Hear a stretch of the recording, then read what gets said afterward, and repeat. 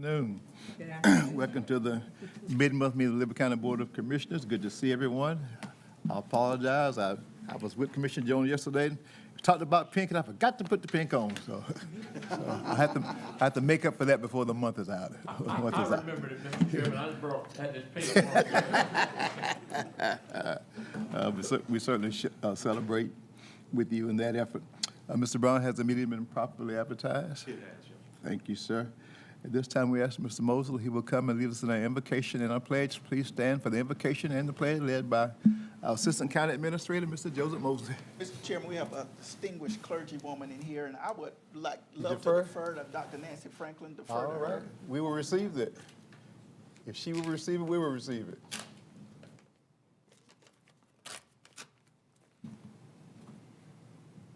Let us bow our heads in prayer. Father, we thank you for this opportunity to come to assemble, to bring strategy, to bring answers to solutions. And we thank you for our distinguished board chairman and the board of commissioners, our administrators who work diligently to plan and strategize for this city and county. Father, we thank you that you've covered us and carried us through the hurricane, not one time, but 2 times, and we're still standing tall to do your work and do your service.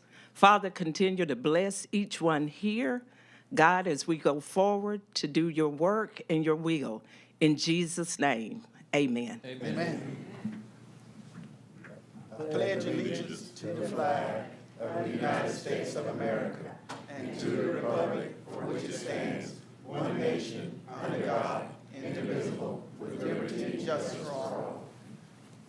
Thank you, ma'am.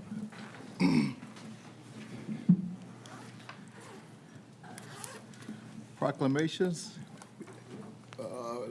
Item 4B, we're going to wait on Mrs. Rhonda Walthouse. She's bringing some of her support group. We will go ahead with the National Veteran Small Business Week.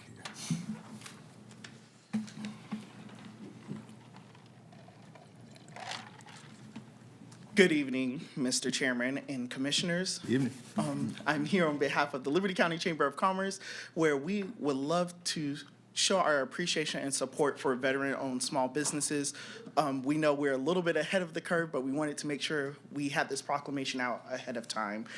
We would like to thank all veterans for their service, and we know the personal great sacrifice it takes for them to serve their country, and now they have turned that and become business owners to be a part of their community in a different aspect. And we just want to remind each and every one of them that the Chamber and, more important, Liberty County is all here to support them in their endeavors. Thank you. Sounds good to me. This is a proclamation for National Veteran Small Business Week. Whereas in 2014, the U.S. commemorated the first National Veteran Small Business Week to honor veteran entrepreneurs who continue to create more jobs that contribute to the overall growth of our economy. And whereas veteran-owned businesses play a key role on the U.S. economy, making up 9% of all small businesses and employing more than 5 million people nationally. And whereas every year the Small Business Administration supports and celebrates veterans, service members, National Guard and Reserve members, and military spouse entrepreneurs. And whereas, due to our local military installation, Fort Stewart, Liberty County has an abundance of military and veteran-owned businesses that contribute to the growth of our local economy. Therefore, I, Donald L. Lovett, Chairman of the Liberty County Board of Commissioners, do hereby proclaim the first week in November as National Veteran Small Business Week to celebrate all of the men and women who have fought for our country and continue to build our local economy by creating new businesses in our region. So executed October 17th, 2024.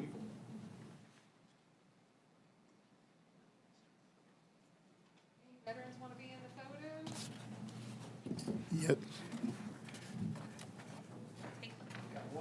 Veterans, you've been asked to join in the photo.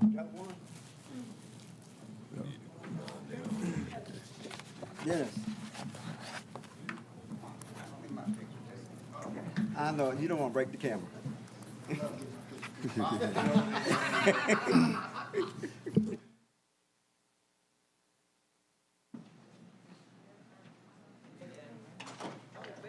Any veterans? Come on. Any veterans? Any veterans? Come on. They said they don't want their picture taken.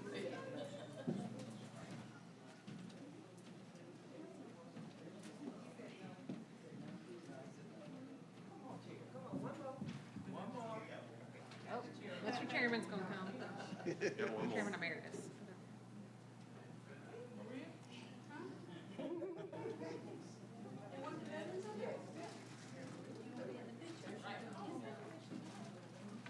Look at there, we got him.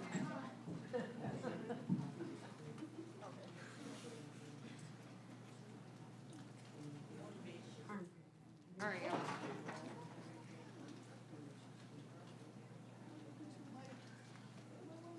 I got about 45. Thank you.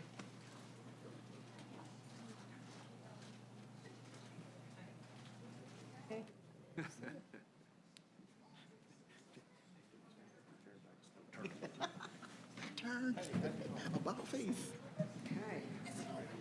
Rhonda, you ready or not yet?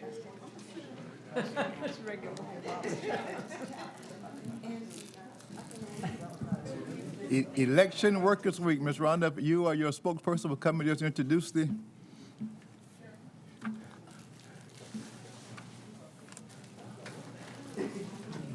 You let Ms. McIver do it? And then we'll read it. Good afternoon. Good afternoon. Thank you all for recognizing our Election Workers Week. We have literally been, say, bogged down, but it's been a good bog down because that means people are showing up. So we just want to thank you all for allowing this proclamation to go through for our election workers. Thank you. Okay. All right.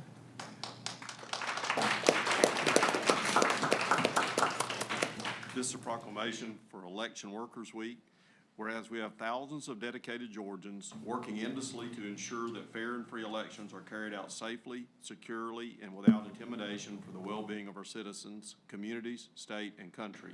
And whereas election workers have faced numerous challenges, including the following: the COVID-19 pandemic, unprecedented events challenging security, integrity, and character, changes in administration, maintaining and recruiting workers due to the pandemic and personal safety at risk.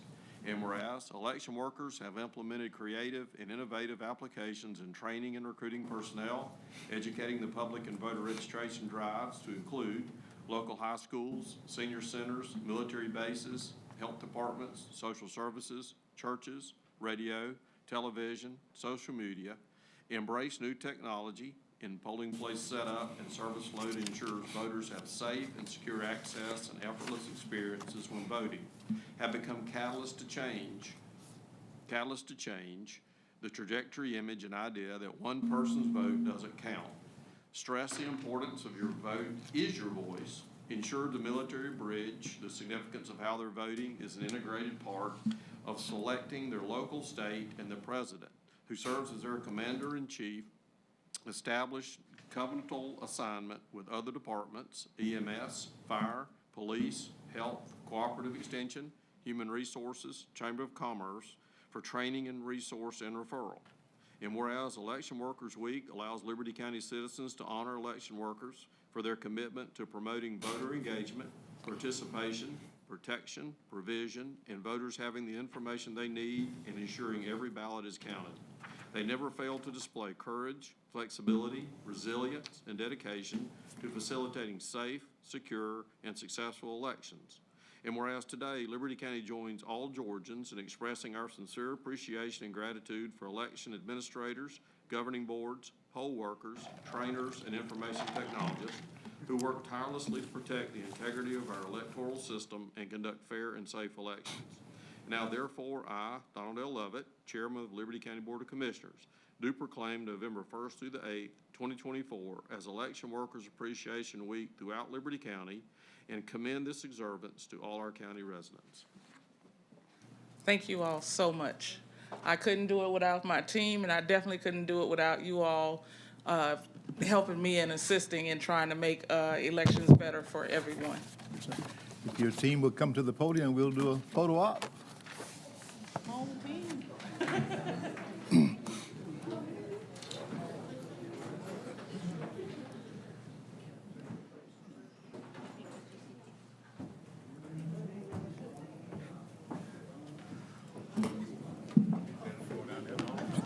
I think they're coming.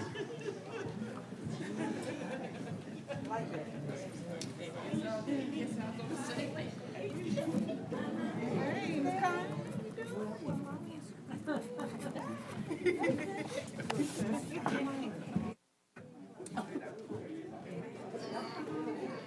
to get Patrick. You will get one today?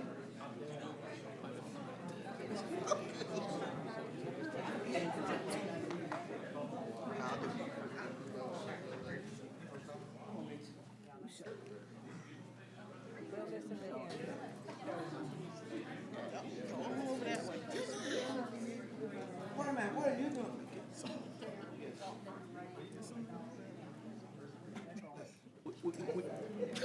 We need the height challenge to come a little closer.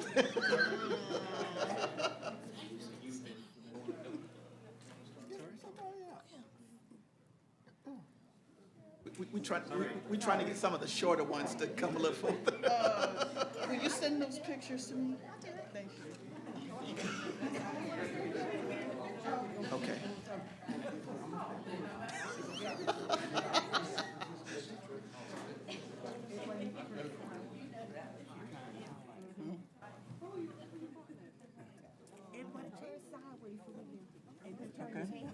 Okay. Good? Yes, sir.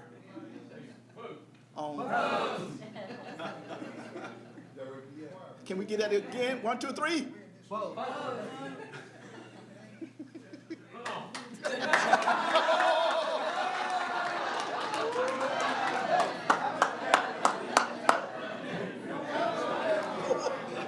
That's the last thing you want.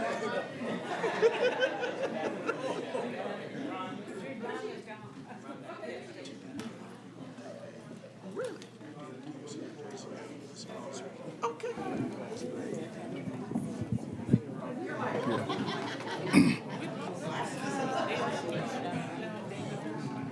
Let me get my numbers. I know you can.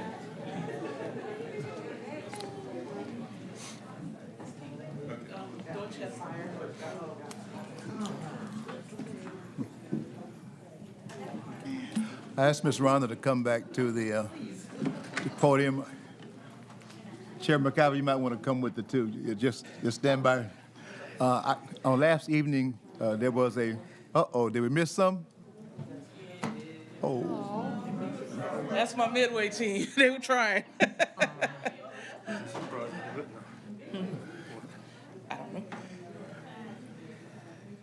we'll get him. On last evening, Representative Williams had a town hall at the Performing Arts Center about House Bill 581. And in that conversation, some people stood up. You try to make sure that you stay on topic. Some people stood up again and asked about, why are my taxes so high? I said, we're not here for that tonight. We're here for the House bill. This commission did due diligence in having Ms. Glenda Roberts come before us. First, she gave us a notice, prior notice, that the reappraisals had to happen. They were coming. So we had that publicized and televised. And then she came and did about, at least a 20-minute overview of how that worked. And folks are still asking the question about how that happened. I asked Ms. Rhonda to stay because you see the large group that she has. They're asking the county to consider, well, not to consider, for a new facility because Correct. a reason I'm going to let her and Chairman McCarver explain. So I want you all to hear, and it's on live stream, so they get to hear it too, so that folk are not have the element of surprise when things happen. We do our very best to try to be proactive and get the word out to you, and we still have these deficits, it seems, in getting information out. So that's why I want to take advantage of her here tonight to share that. So when you hear it again, you say, oh, yeah, I remember that was done in October. Because we tried real hard with the reappraisals that the taxers had to do to get that word out early, and people are still asking questions almost as if we never said anything about it, as if it was an element of surprise. So I'm trying to do everything I can to be proactive, have these teaching moments so that the public can be aware of where we're going and why we do some of the things that we do, if you will. In 2020 when we did the last SPLOS? When we did the last SPLOS, a part of our capital improvement project was to have a new election facility and a few precincts renovated and upgraded. And that actually passed. So we're probably in the next phase of going into getting a new building. And that is one of the things that your SPLOS dollars are doing. As you can see, We have a lot of poll workers during busy elections, and we have a lot less space to function. So that was one of the things that we've always been concerned about our equipment, about our poll workers' safety and concerns, basically. So in 2020, it passed, so we are in line now for a new building. So that's what the SPLOST dollars are doing. Okay, you want to add to that, sir, anything? Well, just to add to what our supervisor, Ms. Walter, just said, we are cramped in our personal location at the voter registration office. We've got workers in offices that where they need to be a little more expanded, they are not. And the storage of equipment is not centrally located because we got some of our important equipment stored at the records retention center where all that should be under one roof on our control. So we just want to emphasize, along with what Rhonda just said, we are hoping that the SPLOST dollars, that we can be in the top priority somewhere in the in this process, the chairman of commissioners, because we do need the space to be on the one roof with all our equipment. And I'm quite sure that the voters in this county is seeing what's happening starting on Tuesday of this week already, how successful this team are in carrying out the duties that you have imposed upon us, representing you as county elected official. So we are thrilled. We know that you have supported us in the past. I want to say this on behalf of Rhonda because we have truly took advantage of in upgrading the necessary election equipment to make it more efficient for the citizen to vote in our county. And I'm proud of it, being the chairman of the board, but I know the citizens are more proud than I am. Because when you come in to vote, it's no long line. It's no long line. They are processing the voters expeditiously. Less than 5 minutes. No complaint. Thank you all for listening. Thank you. And let the church say amen. Amen. Praise the Lord. And on behalf of our department, we did want to thank you all publicly and personally, and we have gift bags for each one of you all. Okay? Now, Ms. Walthouse, Yes, sir. I know you had some people that come in a little bit late, so is that everybody? If that's everybody, we'll come down and they can join us here, unless you have some more. Yes. No, that's everybody. Commissioner, The other people are closing down, Let's check shutting your down, recommendations. so they're okay. All right, if you all meet us down here, then everybody, then we'll do.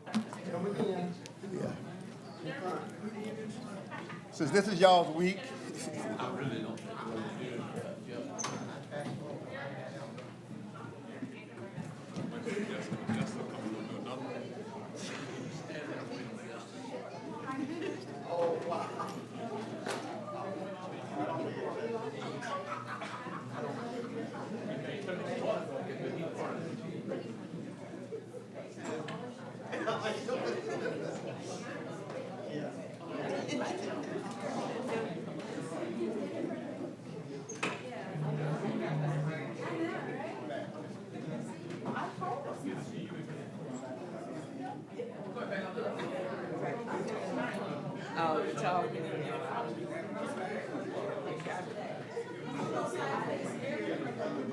Okay.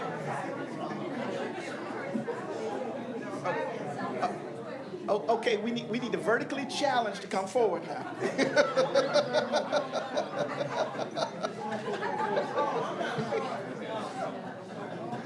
All those who are vertically challenged, we need to, ma'am, can you come a little, come on, ma'am, come on.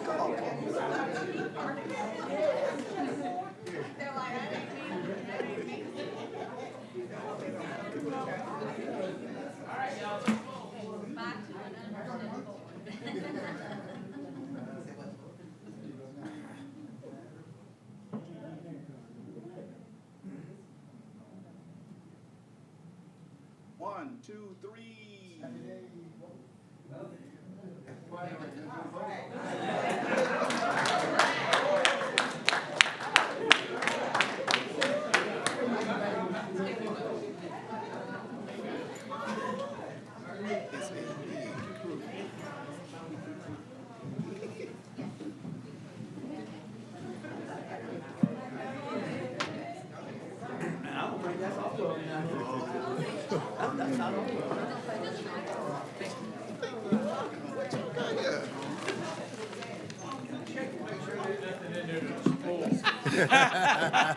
It won't be a ballot, promise. Ms. Rhonda, Yes, sir. how many have voted your last count? In 3 days, we've had over 4,000, right at 4,000. Wow. Hope it keeps up. It's coming. Thank you. We've never, this is the first time ever. Yeah. I'm You did very well on TV, too. shocked. You did very well on TV. Oh, thank you. I tell everybody, I don't even remember what I said. You represented us very well. Uh-huh. Traveling Vietnam War, Mr. Fitzgerald. Hello, sir. You and your team.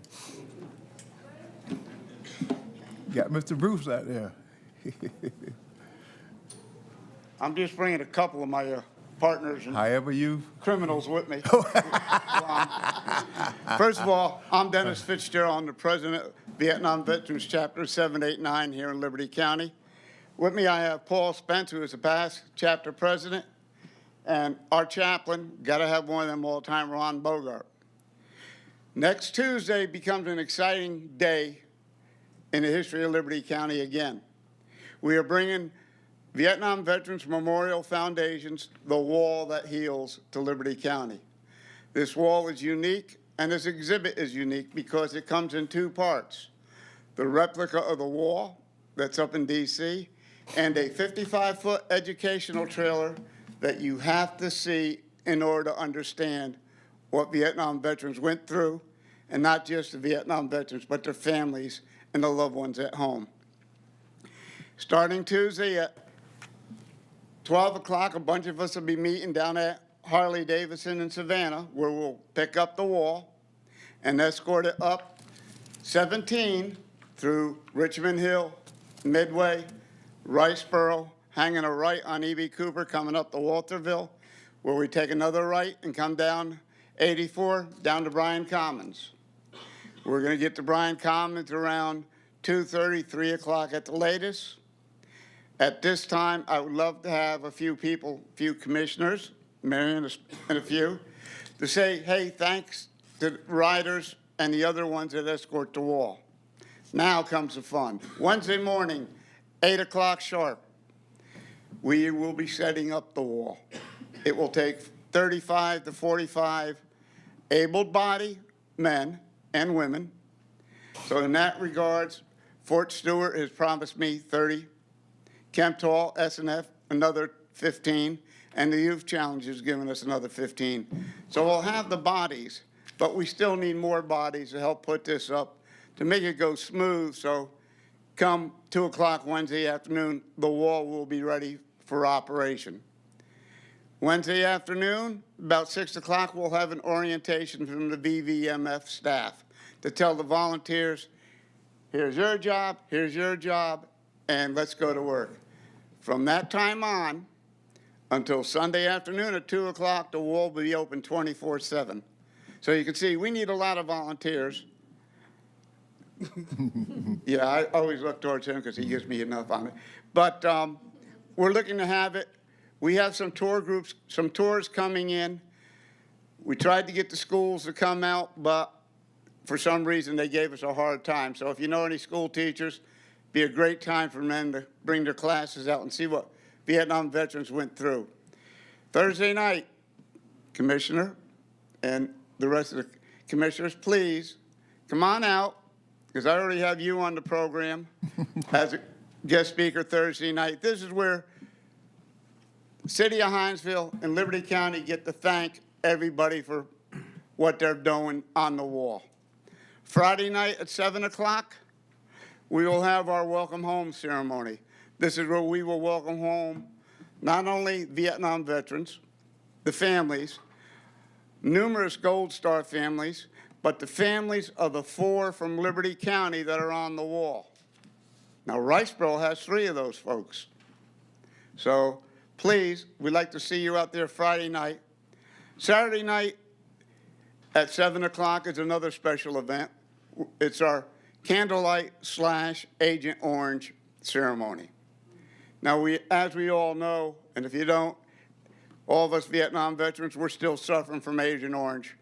It's hitting us. We're dying at a rapid age. So this is where we're going to try to make aware what we're going through. Sunday at 1:45 is our closing ceremony. Once it's over, we pack it up, ship it out, and it leaves going up to Dahlonega. But again, this is a special treat in honor for Liberty County to have this exhibit. So we're looking forward for everybody's support, everybody's participation, and come on out and see and learn something you might not know about Vietnam and what we went through. You have anything you'd like to say?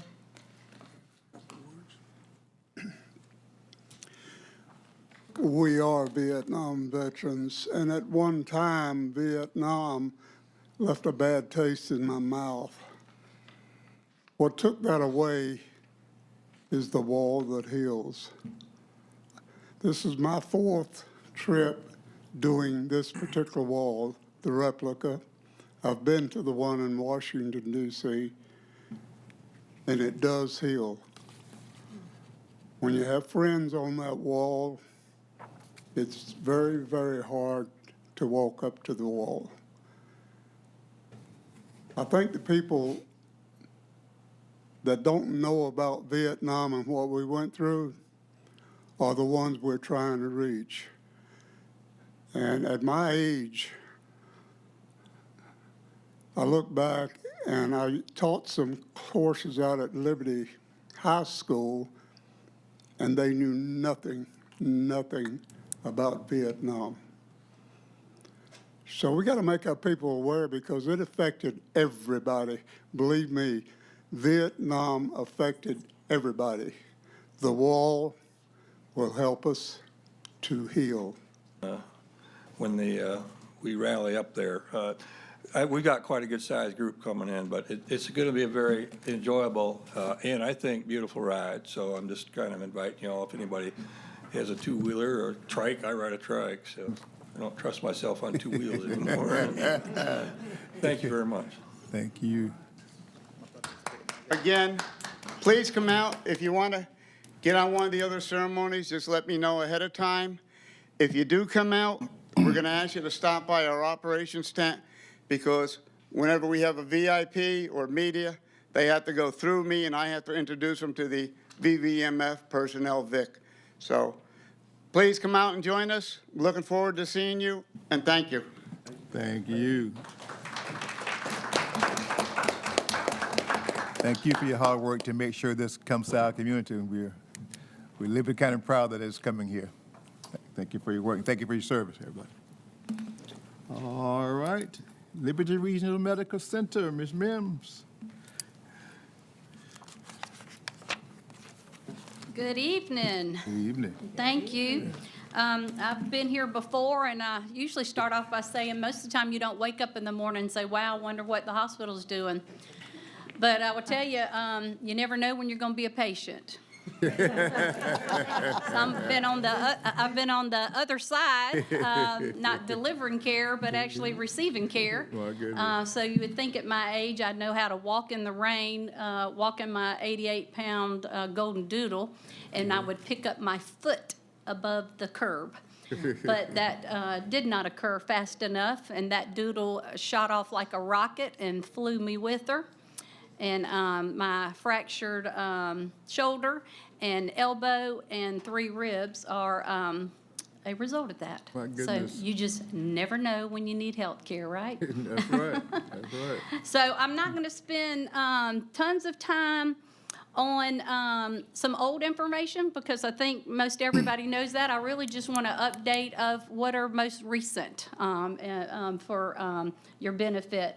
We've been doing a lot of renovations, and so our nursing home in Ludowici, Coastal Manor, you can hopefully see. Somebody said the other day they took their mom down there to decide if they wanted to place her in the nursing home, and she said, well, she was so excited she thought she'd be on a cruise ship. We actually have one of our CNAs that does the towels into something, and we try to make it, very, very special. You think sometimes this is some of the last days and years of people's lives, and we want to make that as special as possible. So it's very homey. It was built in 1998 and hadn't had much work done to it, and so we're super, super proud of the renovations of our nursing home and the facilities that we have, not only for our residents, but their family members and our staff as well. We were able to receive, year before last, a rural stabilization grant from the state, and we put that money into our perinatal services. So they have been there for a while, and you can kind of see the newness. We have some of the updated equipment and facilities. Ours probably looks better than some of the bigger facilities people have been in. A lot of times people think bigger is better. That's not always the case. I've worked in bigger, and I've been in the smaller hospitals for quite some time. But our renovations we're very, very proud of in our perinatal. Also, last year, we received real stabilization grant for our medical surgical area. And you can see a new nursing unit, and then every patient room, from new beds to new head walls to new technology. If you move in the bed, there's an alarm that goes off. There's safety precautions. And so we're very excited, not only for all of our patients, but the entire floor has just been completely renovated. And that was through the state's funds. I try to emphasize our oncology practice. So several years ago, we opened up our oncology. And if you look at the community health needs of Liberty County, diabetes is first, and I'll show you what we're doing about that. And second is oncology. And you heard from some of the veterans, we have a lot of oncology. So we were fortunate to bring Dr. Bulbul. He's full-time now. So we started out at 3 days a week, went 4. Now we've gone to 5, and we've hired a nurse practitioner to help him because our business has grown so much. So we have an infusion center. So if you've ever known of someone or been treated yourself with any type of oncology or hematology, that's a hard drive all the way to Savannah. So we're real proud to have that specialty practice.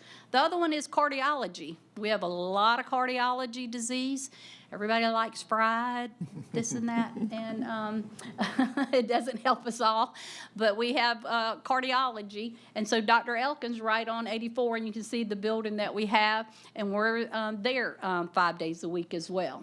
We also do the stress test and all the other tests in the hospital, and so we're excited to have that specialty. So some of those programs make us a little bit different than some other rural hospitals. Our emergency room is still the busiest emergency room in the entire state of a critical access hospital. The one closest to us, they see about 18,000. Last year, we saw almost 32,000. That's a lot of volume that comes through our emergency room. So several years ago, when we had rural stabilization funds, we opened up a walk-in clinic. It's open Monday through Friday, it has extended hours now, and it's for the non-emergent. So our goal is to say, if you have something that's not emergent, then go to the walk-in clinic. You don't have to have an appointment. You can be seen in and out, get treated very fast, and we try to unclog our emergency room and save that just for emergency purposes. And it's done very well. So here's some future plans. Wound Care Center. So I was just talking to Trent. He was like, hey, I see you got a building over there now. I was like, yes. So while I was out trying to heal, I was getting updates, and they brought the buildings in. So we had them built off-site, and they came in 3 pieces.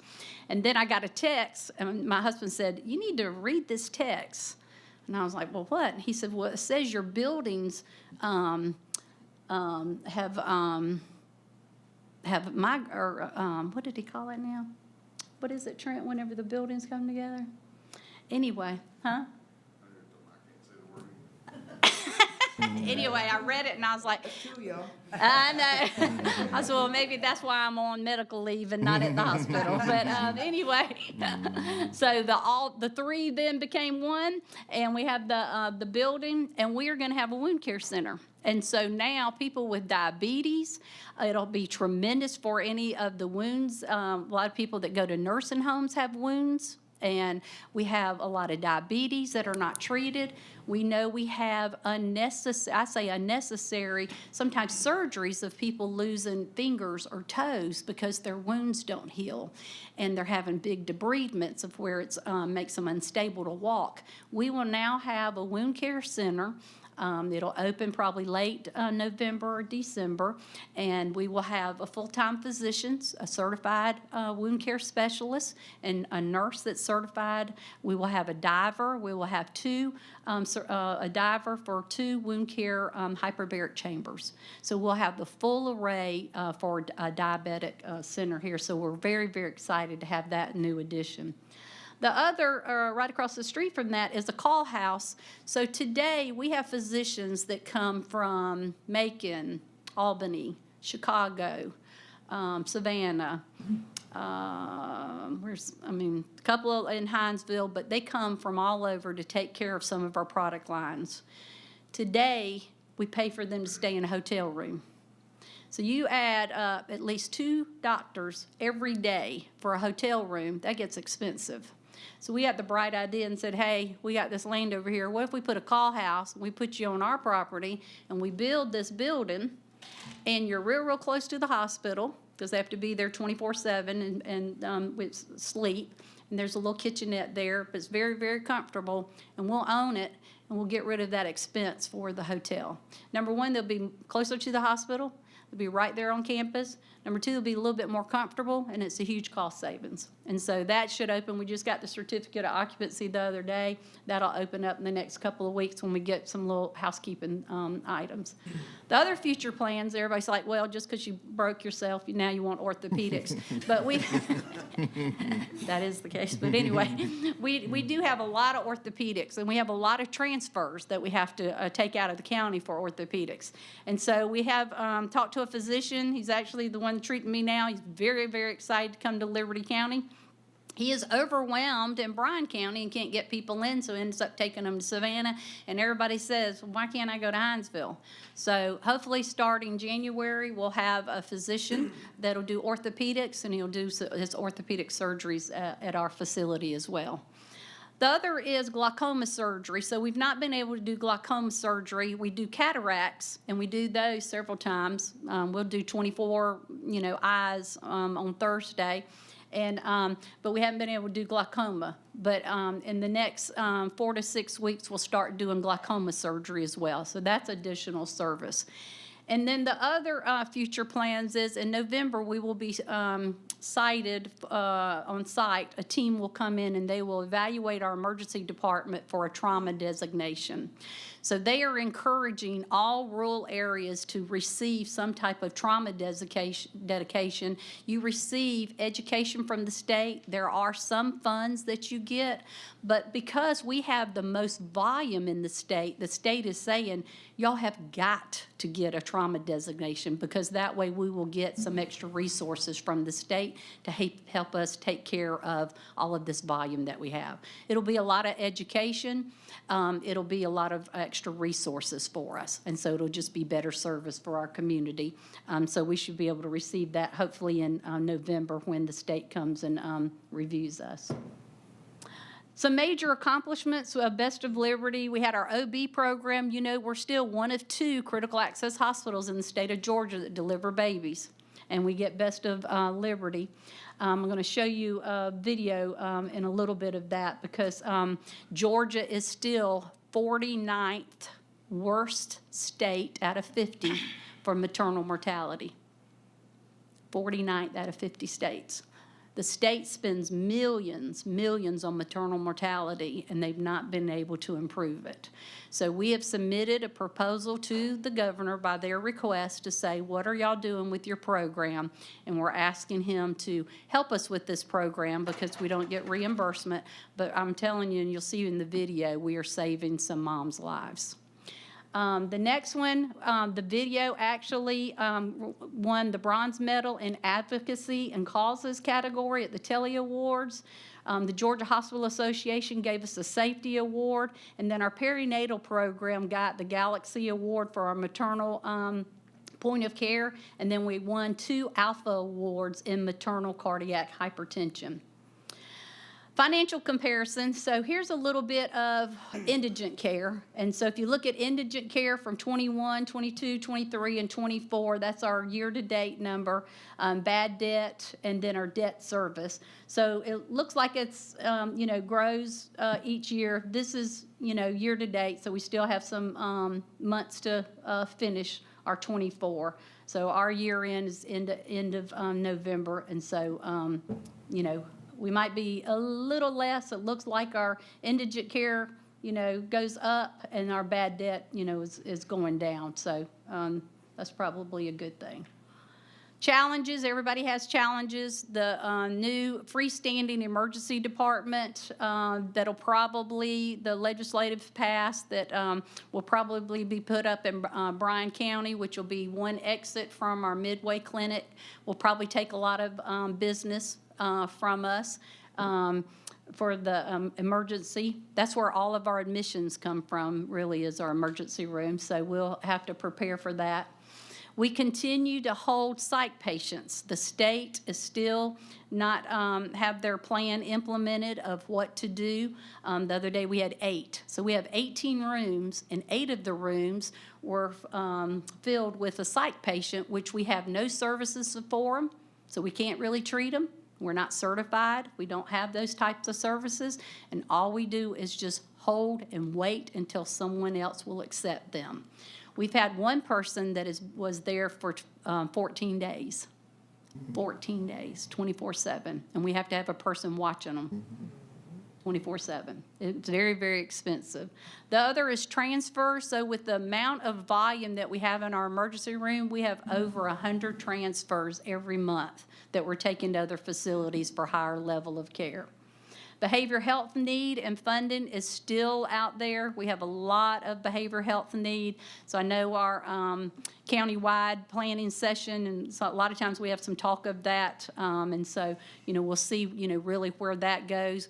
We wouldn't hold them in the emergency room, if we had a inpatient place here. And so maybe that's something that we really need to consider, looking at in the future. The other is EMS transfers, and so we have our own contract now with a unit that is at the hospital, and that's for those other 100 transfers that we have. So then the local EMS can stay in the county and take care of what they need to do. Of course, workforce recruitment and retention, that's for everybody. I don't know of anybody since the pandemic it's been, workforce is a piece of cake. That's everybody. We've, really struggled with it. And the other is provider retention. It's hard. We were talking before I came over, and people are like, it's hard to get people to work. It's hard to get people to work 12-hour shifts too, and the sacrifices that they make with their families and all. Certificate of need, with the new rules that were implemented in July, there's going to be a lot of competition for a lot of the small hospitals. There's 14 out of the 30 hospitals in the state of Georgia that will probably claim bankruptcy. 14 out of those smaller hospitals, because the bigger hospitals are coming in, they take all the good pay, they leave them with all the no pay, and they expect the county just to take care of it. And they can't. It's just, that's not sustainable. And so the certificate of need is going to be really, really hard on a lot of the, and put the financial stress. So expenses continue to go up. We looked the other day, when the pandemic hit, gloves and gowns and stuff like that that were mandatory and we were using more of, prices went astronomical. And we looked the other day, those prices haven't declined. They didn't come back down, whereas prices are still that high. So more expense and less revenue, because none of the payers really want to pay, or they're very, very slow in paying. Rural tax credit is a good thing. This past year, that was one of the positives that, we've got over $1 million this year. Ameris Bank had $500,000 that they gave us this year, which was huge. But now they've increased it for all of the Georgia rural hospitals up to $100 million. We are eligible to receive $4 million. So we've never gotten that close. We've about 1.2 million is all we've gotten. We get a lot from Savannah, we get a lot from Atlanta. So anybody that pays Georgia taxes can fill out a quick form. It takes you about a minute online, if that long, and you can transfer your Georgia tax, what you're gonna pay in taxes, and you can donate it to the local hospital. So they've extended the program to 2029. I meet with my financial people, I calculate to the penny. And if I'm gonna pay Georgia taxes, I wanna know where my money's going, and I want it to go to our hospital, and we put it to good use.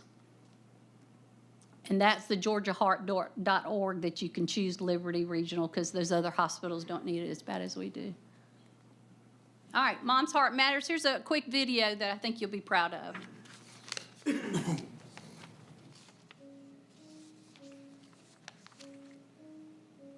There's nothing that can match the joy of bringing a healthy child into the world. New mothers immediately have their lives altered as they adapt to caring for their little ones. However, many new and expected mothers can be particularly prone to serious and even critical medical issues, especially regarding their cardiac health. Additionally, the rates of these occurrences have disproportionately affected populations in rural or potentially underserved communities.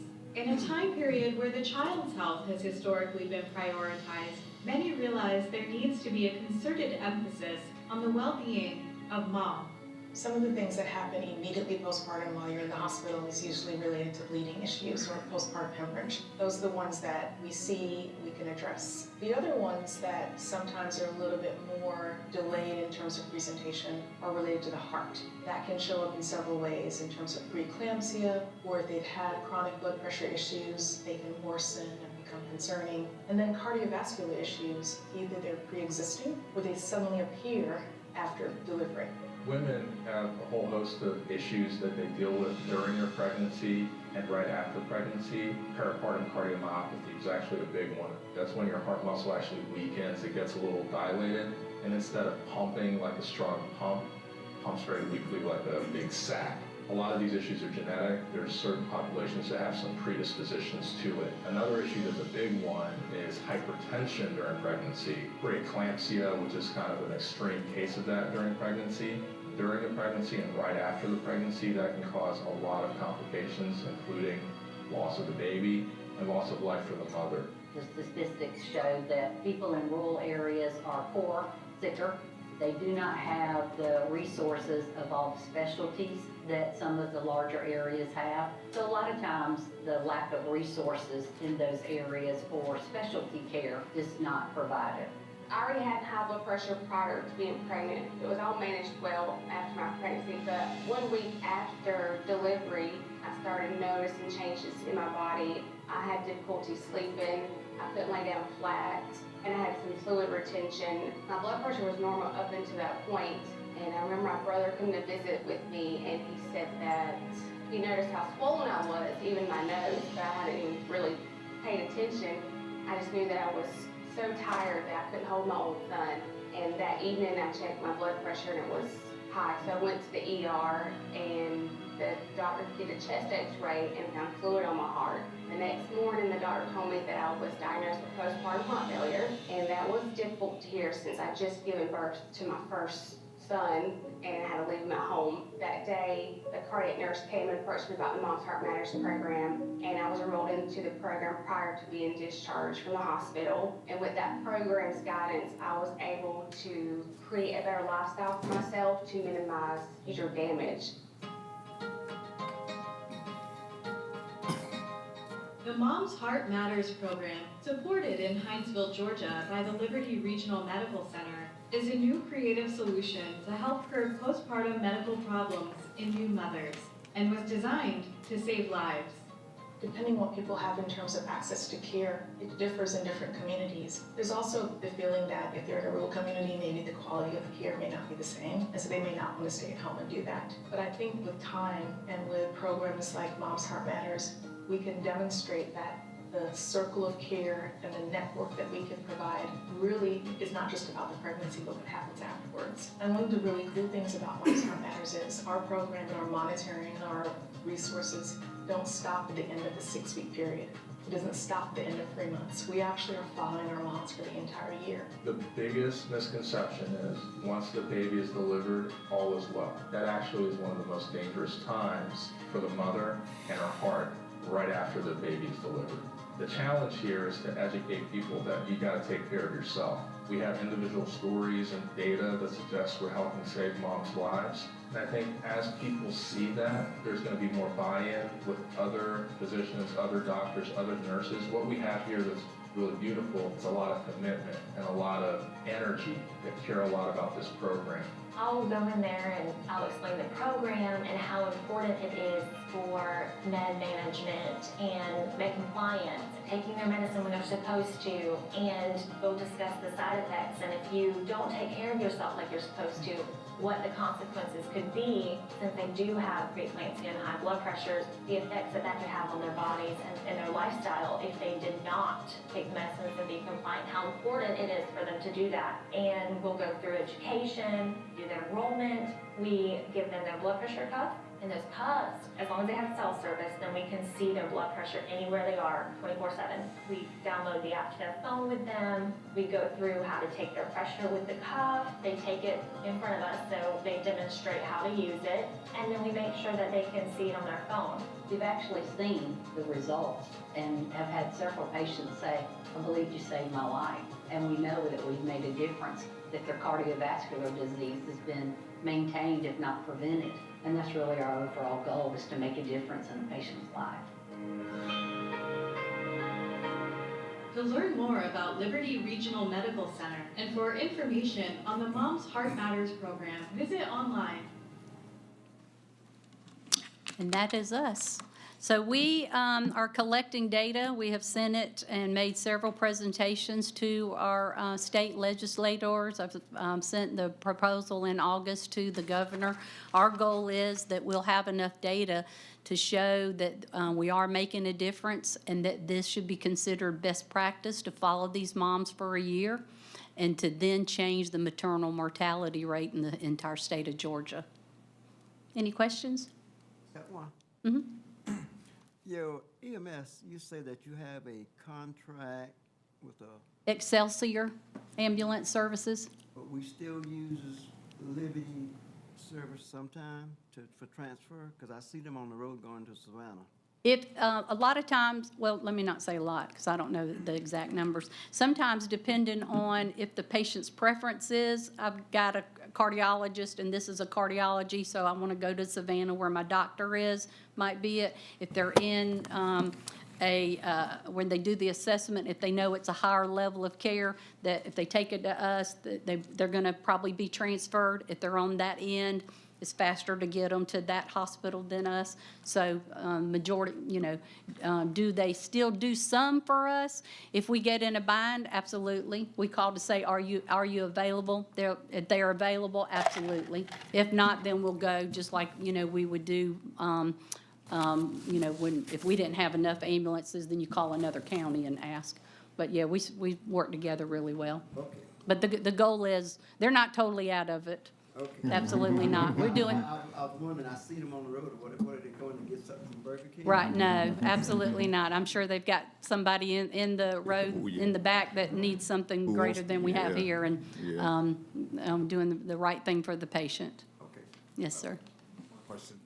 I was looking at the slide when you said that psych patients that we're not equipped to care for them, but how do they end up at Liberty Regional if we can't care for them? So mainly, we don't have the behavioral health certification that you have to have in designation. So you'd have to have a certain facility to be able to put them in. The last one I built was about $4 million. It takes about $2 million to run. It's pretty expensive. I opened up the one in Hazelhurst before I came to Liberty years ago. And mainly because we had them in our emergency room and they weren't getting treatment and they just sit there. So you put their name on a board with the state, and then as beds come available, then they'll accept them. So we are able to keep them calm, but the actual treatment and resolving the issue is not able to be done at our facility. So they come in for one thing and it's determined that they are a psych patient, and since they're in there, they have to stay until someone. Yes, sir. Wow. Yes, sir. Yes, sir. And so, on one hand, they're not getting the treatment that's needed, which is very frustrating on our part because we can't help them because, we're not set up for that. And, you're just waiting on the board for their name to come up. A lot of the ones that struggle with that are they don't have insurance. And that's where the state is supposed to be stepping in and trying to get this plan. And so, I think sometimes we have to take care of ourselves, but we have a lot that I think that we could do the analysis to say that, we would probably be able to fill up a 10-bed unit pretty quick, just within our surrounding areas. And I knew there had been discussed about the need for such a facility in this area. I know there's one in North Georgia somewhere where they built Carrollton area, something, I forgot now. And we were hoping that something would be done in this area because it is a problem not just for you, but also for the sheriff. Right. And a lot of times, Commissioner Gillett, what happens is families will call and say, my loved one is having erratic behavior or whatever. Right. And it's not determined on the spot that it's behavioral health, so they have to kind of be, what's the word, triage of. That's right. Yeah. They get And triaged. then And so a lot of times we work, and we've had routine meetings with the sheriff to say, all right, let me help you help me and me help you. And so a lot of times they'll get the call, but then they have to come and have them assessed before they then Gotta be go to assessed. jail. Well, Right. they're going to jail because they have a behavioral health issue. It's like a vicious cycle.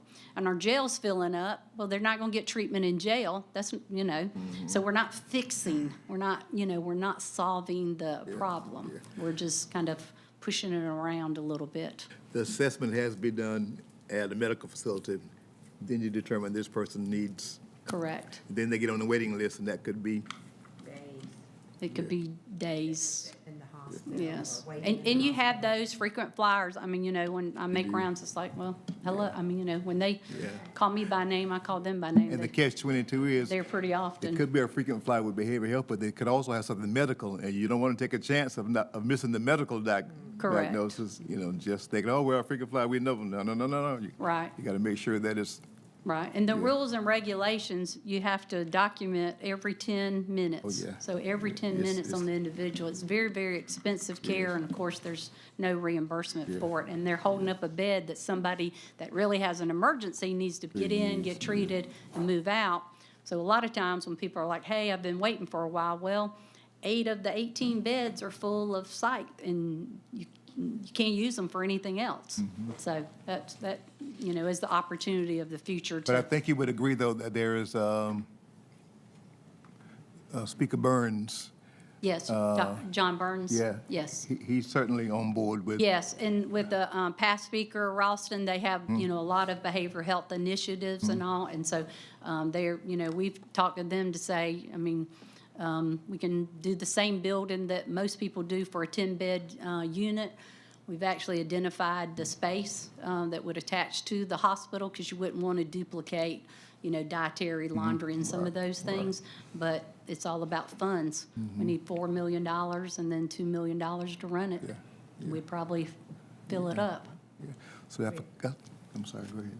Yeah, Mr. Chairman, I was just going to say that, overall, since I've been the liaison of the hospital authority, that I've definitely seen a difference in the financial piece of our small rural hospital that it's finally, I think, is making a turn for the good under the management of Ms. Sims and her team over there and with the hospital authority board, but also on that Mom's Heart Matters, They have, I know the Board of Health have seen that. It's been on TV. Yes, ma'am. And those, Dr. Aspascon. Obesagon, Yes. cardiologist. Cardiologist, and the other. Dr. Callens. And then is a nurse, Heather Daniels. Yeah, they're actually in this area. They're not, just actors or whatever. Right. They're in, so what we've seen in that short little clip there, they're actually in the thick of it. Right. And that really means a lot to these women, pregnant women in Liberty County, and that we are definitely saving their lives. Right. So we delivered 220 babies last year, and this year, already with our Mom's Heart Matters, we have about 57 women, and they have an RN 24/7. And if we don't hear anything from them, then we contact them. And we've had where their blood pressure is increasing. A new mom thinks, oh, well, this is new, so maybe these signs and symptoms that I have of being tired or my heart racing is just from having a baby. They don't know what they need to know. And now we're checking on them, and what has happened in Georgia, people have missed that, and they've ignored it. Then they've had a stroke. And we've seen them come in, and they're brand new. They've got a 6-week-old baby, and now they're paralyzed on one side, and they're trying to raise an infant by themselves. And then they develop cardiovascular disease, and that's where our maternal mortality, that these moms, of the 4 items that they are dying from, they're preventable, but you got to catch it. And so just like Dr. Obesagon says, everybody thinks once you have the baby, all is well. That's not the case. And unfortunately, in the medical field, we're missing it. So we're following our moms for a year, and that's what we're telling the governor and the state. We need to follow them longer, and we've got to make a difference in them, and we got to catch it before they then have all these issues. And that's what we're doing for our moms. A great job. Thank you. Thank you. Thank you so much. Thank you. Appreciate that. Thank you. Finance, Ms. Samantha Richardson.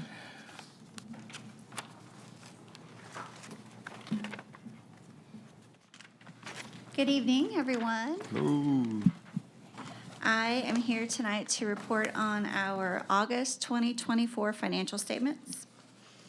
And I'll try to breeze through these as we still have a few things on the agenda for you guys. Starting with the general fund, as of the end of August, we've collected about 7% of our budgeted revenues and have spent approximately 14%. This is comparable to last August, 2023, when we reported collections and revenue of 6% and spent the same 14% of expenditures. We currently have 3.5 months of operating expenditures in our unreserved fund balance. This is slightly down from last August, for which we reported 4.9 months. The decrease, though, is a result of having more cash in 2023 from those 2022 bond proceeds that had not been spent by this time last year. And so those funds are not in our current cash balance because we've spent just about all of those funds now. And looking at the departmental expenditures for the general fund, there are a few that are running slightly ahead of schedule. We're still very early into this fiscal year, and there are some departments that have timing of contract renewals, certain vendor payments that have to be made at the beginning of the fiscal year. So this is true for the month of August for IT, the tax assessors, the jail, and ag resources. The remaining departments on the list that are showing variances for August, none of them are causing any concern. Fully expect these to fall back in line as we continue throughout the fiscal year. Turning the page to solid waste. As of the end of August, the solid waste department has just a small net loss of about $12,000. We've collected, however, 12%, almost 12% of our budgeted revenues and have spent the same, almost 12% of the expenditures. There are currently no departments through August that are showing over budget for the month.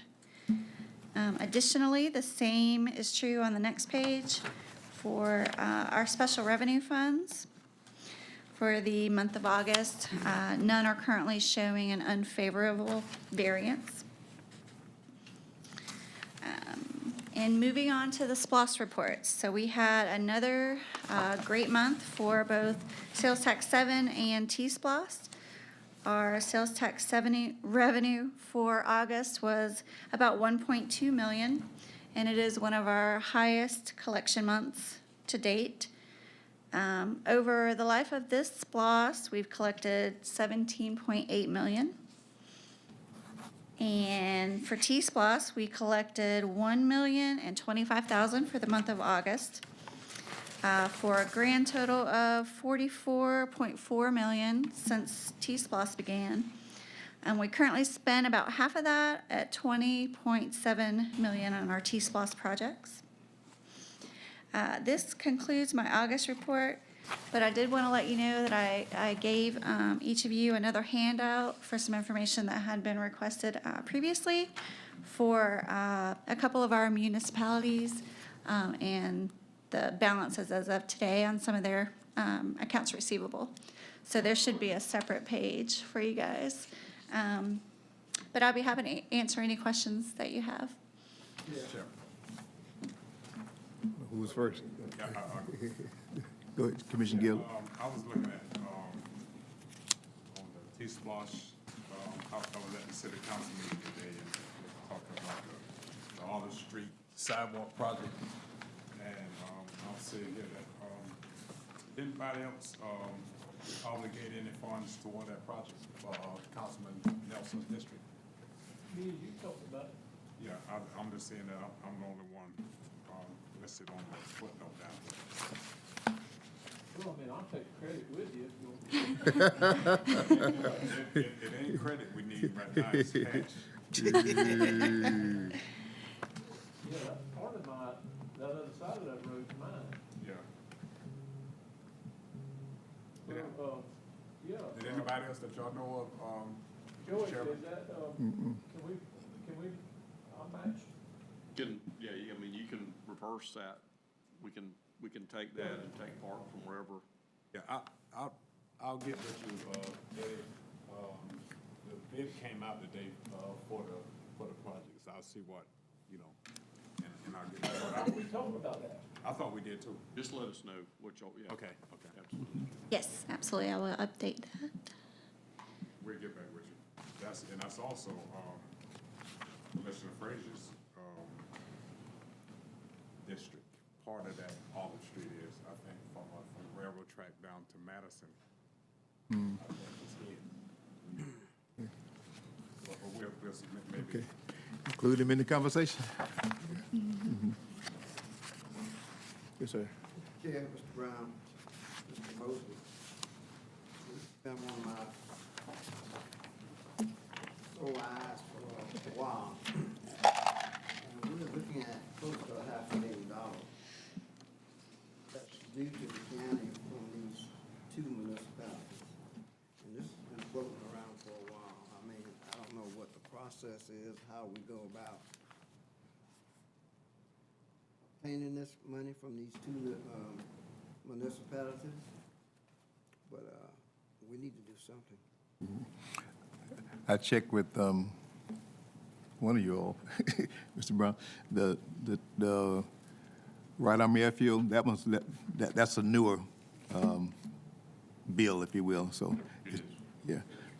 But she just made a full report of it, so. Okay. So I really. think that was, we built them in August, so it's really not super old, but. Yeah, that's good. But we're going to use our rapport. I asked for especially for the one on the bottom, because I wanted to be able to see what that was, and I want to always see if between meetings something came in, And I was in, we were in meetings with them last night. I didn't know that this was still Still pending. outstanding, so. And it's getting higher. It's time to have a one-on-one now. Yeah, time to have one-on-one. Yes, time to have one-on-one now. Yeah. But I needed information, so thank you for the I information. mean, Yes, let me sir. ask a question. I know we're the one that looks after the splosh money. If it comes down to it, can we take it out of their splosh money? You really can't, because number one, those obligations aren't splosh related, but the other thing is you got a separate contract for splosh that requires the disbursement of those funds, so unfortunately, you couldn't do that. Yeah. The thing, it's some of those obviously were jail board, you could limit that as an ongoing, that's one of the small pieces. The other two, unfortunately, are done items. So, the reimbursements for services are already done, so it's not something, in the future, obviously, you could say, well, if they're not paid, you can. Yeah. The other thing, I think, in one, they will not have any more tipping fees for us, because I understand they've contracted for those services elsewhere. So that balance will continue they are not being charged interest at this point. It's simply a flat rate. Yeah. And one of the Walthamville City Councilman offered to help. So that's why I was interested in finding out if help had come, because he was going to intervene on behalf of the county. And so obviously, as to the date, nothing has transpired. Okay. That I know of. Okay. What about the one for Hinesville on the election side? We thought that would have been here by now. Yeah, so got to go back and follow that up. We thought that check was in the mail. Yes. We reached out to the city a week, 2 weeks ago, a week ago. And there has to be some further conversations, but on their end, but they were in the middle of their budget, so hopefully it's coming soon. Yes, sir. Cool. So this is just, how long has it been? Like a year, 2 years? We built the elections in March of '24. So six good good months. months, 7. 7 or 8 months? What's the problem? Do they not have? Well, they had to go through the reconciling process. They didn't know how much it was gonna be when? They evidently, no, not evidently. So what we were told is they had not counted on it being that much. They had budgeted based on previous election expense that had been done. We were not involved from internal administration on those previous election expenses. Those were being billed previously directly from the election office to the city of Hinesville under previous administration in the election office. I need to mention that also. So this time, when we got ready to do it, the new administration got with us in elections, and we sat down and we went through exactly what it cost to do the election, and it was about twice or 3 times what had previously been billed, and so they wanted to go through all that. They did. We reanalyzed some of that, and then I thought reached an agreement on basically what that amount was going to be from them to us. And yes, sir, we have not received any money. Didn't we come to that agreement at September-ish? Or before that? August-ish. August? Okay. September, early September. Okay. And is that the same with Walthamville? No, ma'am. Whole different story. That's just a straight There's expense. It's billed for election expense, using the same methodology, but to Walthamville to do that, but they have not had any discussion with us. Yeah, just for the sake of transparency, we met with them June-ish, when we meet in the room, and the mayor asked us to allow them some grace, and that they would ensure that we, received our funds. That's been about. The other portion related to that is not related to the other municipality we discussed is that we do perform certain maintenance activities for that jurisdiction. Yeah. That is the only ongoing service that we offer them right now. Bob just picked up something from FedEx right there. It could be the trick. Like being one of those. But it's time for one-on-ones now, so it's time for one-on-ones. Let me ask something too about that. I mean, these are the only 2 that's In arrears. That are delinquent. intergovernmental agreements with? Just these two cities? Well, you don't have you have an intergovernmental agreement with Heinzel, but not for maintenance activity. It's for, actually only for, animal control. Okay, so, Do that. but in the rest of the cities, I mean, we just changed with the fire. We hadn't completely gone from Midway to our station yet, have we? No. Okay. No, sir. So the intergovernmental agreements you have with the cities vary a little bit based on the services you're providing. But they're mainly Walterville, Riceboro, Midway, gosh, help me. Flemington? No. Flemington, Flemington, yeah. for some of those services. Mm-hmm. Yeah. And everybody's pretty much, I know at Flemington, I know the grader goes in there, so, but they've got to pay for that. And everywhere the grader goes at in the county, that's a municipality, they've got to. That would be part of that, what you're supposed to get from those cities. Right. I mean, do we do a once-a-year billing, or how does that? Monthly. Is it monthly you do the Yes, monthly? monthly. Well, it's only $200 a month? How much are Yes, they? sir. $200 a month. How much is it? Yeah, so that be this right here, Yeah. It hadn't been a problem across the board, just with, Yeah, that's right. Yes. Yeah, Well, right. what I'm saying is, how much is the monthly fees are we charging? Well, it's like we talked about before, $200 a month. Yeah, but that right there is the next thing we need to talk No, about. yeah, y'all talked I about. mean, that, yeah, that, we talked about going up on that. to just a fuel and operator, that's not even paying for that. And down the road. And,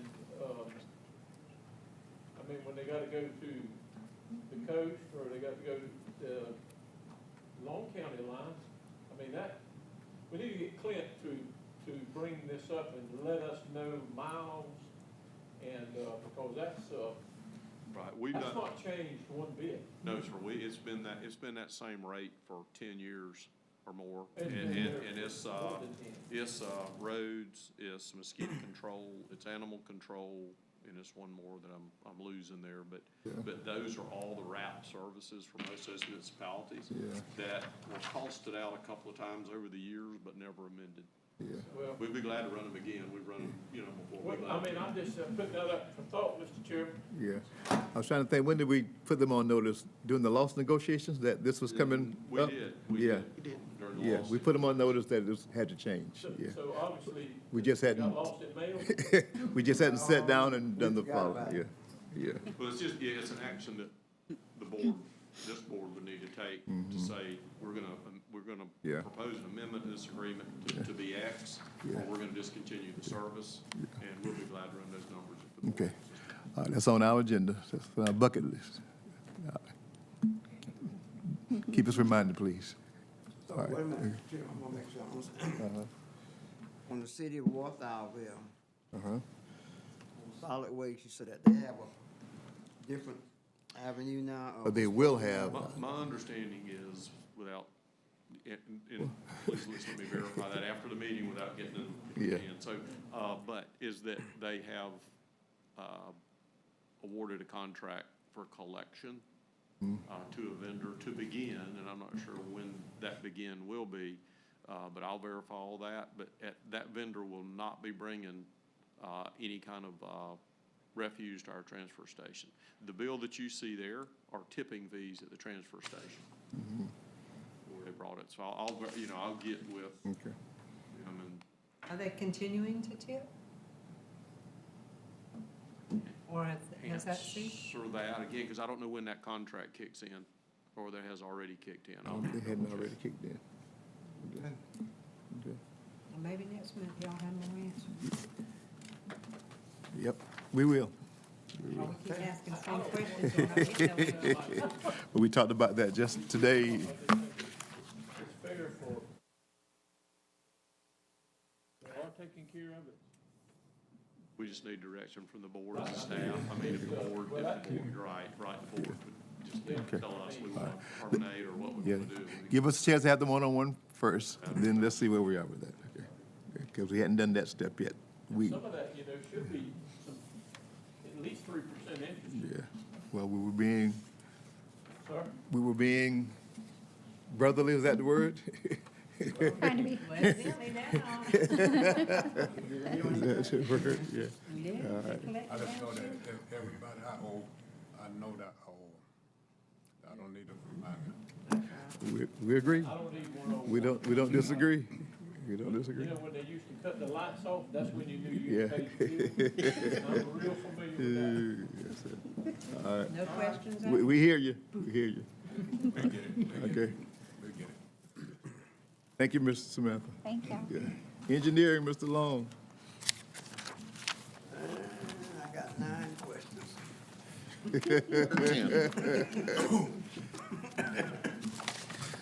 Good evening. I'm going to skip Well Cemetery. That's a separate agenda on the item, separate item on the agenda. The pickleball court, roadway striping, and the villages that limit roadway repair are all out getting the contracts executed. Once we get those contracts back, we will get those executed by Chairman Lovett, and we'll get those, have a pre-construction conference and get those underway.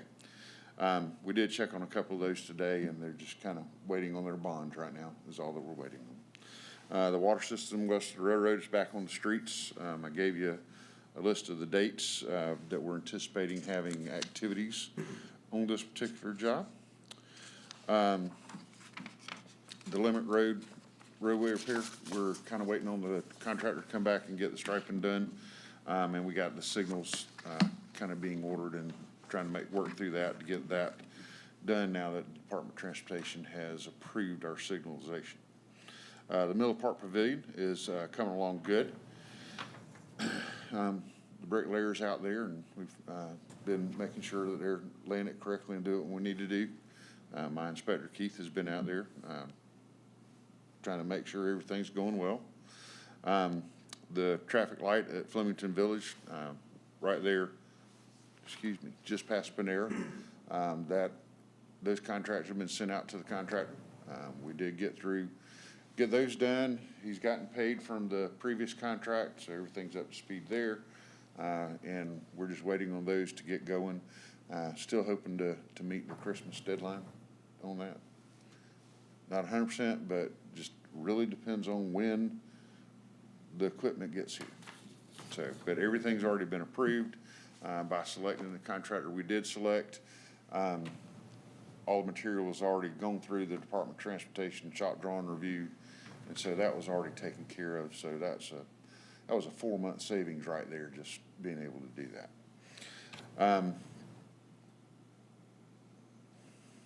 I lost where I was. I apologize.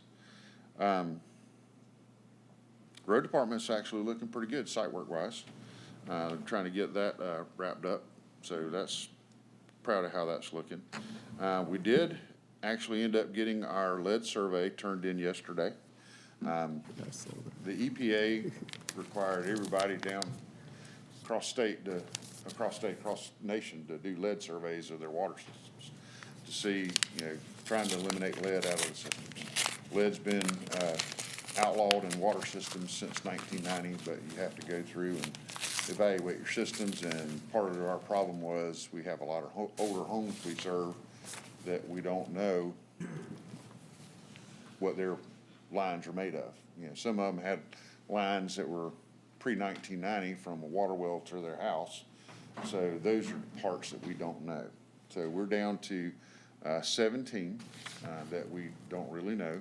A lot of that came from lack of response of letters we sent out, and we've done as much investigation as we can, short of going to somebody's house and digging up in their yard to figure out what they got. So there's another series of letters that we'll have to send out that we have templates from EPA that we've got to send out on that. So we'll be working on that here probably in the next 30 days. Islands Highway Box Culvert is actually coming along. As with any project with down to one lane, you have frustration with people sometimes, and sometimes people don't act correctly or don't follow the rules, or they'll go when the light is red and it causes issues, or there's human error in it, but it's coming along pretty good. They were finishing up driving the piles, not piles, the sheet piling that we've got that will hold up the existing road while we take out the half of the box culvert. So they were finishing that up yesterday. The crane is there. They're gonna have that wrecking ball on that part of the structure. I don't think they were supposed to start today. I didn't go out today to look, but they're supposed to start today, probably tomorrow, so you'll see a lot of stuff going on out there. The Highway 17 Barrington Ferry Road roundabout. So this is a layout. We are going to have the concept team meeting, which is the big, kind of like the getting closer to the end of the concept report phase with the Department of Transportation, will occur on November 6th. So this is the general layout. General meaning it could be tweaked. This is it. This is pretty much going to be probably it. Okay, okay. Yeah, we may have a couple of small changes here or there, but we feel like we've been back and forth for several different things, and we feel like this is it. Okay. Basically, this is 17 coming around the curve. This is Lewis Frazier. This is Barrington Ferry Road. So it'll fit right there in the, almost right where the little gazebo is now. We will end up moving that gazebo over here in our old right-of-way in the future. So, but what'll happen is, as you come across this straightaway, you'll have a little sharper turn, and then you'll start turning back. What this is intended to do is to slow you down as you get closer to the roundabout. And in the same way, this way, you're kind of turning a little harder and then turn back to get into the roundabout. Barrington Ferry Road comes in, and it kind of becomes almost a straight through for Barrington Ferry Road, which actually works out well for our freight connector, 84 connector, bypass, whatever we want to call it. Lewis Frazier Road will end up being a T intersection with Barrington Ferry before you get to the roundabout. That allows us to do all of this within our existing right-of-way. We did look at a 4-leg roundabout to try to incorporate all 4 into one roundabout, but we really got into a lot of additional right-of-way and properties that we may end up having trouble with. Plus, our traffic count on this road really didn't warrant all the changes would have to be made. So, Trent, Mr. Chairman, so at Lewis Frazier, it's going to be like a 3-way stop sign there before you get to the roundabout? No, it'll be, Lewis Frazier will be stopped. Barrington Ferry will be straight through. So you will stop at Lewis Frazier, and if you was going from Lewis Frazier to 17, you would have to, where's 17 on there, Trent? 17 is Right along there. here. Yeah, if you're going, depending on which way you're going 17, you come here and then hit the roundabout, and you could go either way. Okay, I'm coming Lewis Frazier, and I'm going to the city of Riceboro. City of Riceboro, well, it depends on which way you want to come. You come this way. I want to get on 17 from Lewis Frazier. All right, you can come Lewis Frazier. You're going to turn here and come around this way. Okay. But I was. Little short jog. I will stop at Lewis You, Frazier. you will stop right here. Okay. Yes, sir. I'll stop. And there's some trucks that take this route, so we've got almost the super drive mentality. We've got 75-foot radiuses so everybody can make it. I'm going to Riceboro, and I want to take 17. Okay, so I'll take Lewis Frazier, and I stop there. Stop right here. And I make a left turn. Make a left. Come on, make a and circle. loop back around. Exactly right. Trent, I see what Commissioner Gilbert's saying, but right here, you got a divider right there, right? Yeah, it'll be a break. So if you want to come out there and make a left to go to 17 with that divider, that looks like a divider to me, right?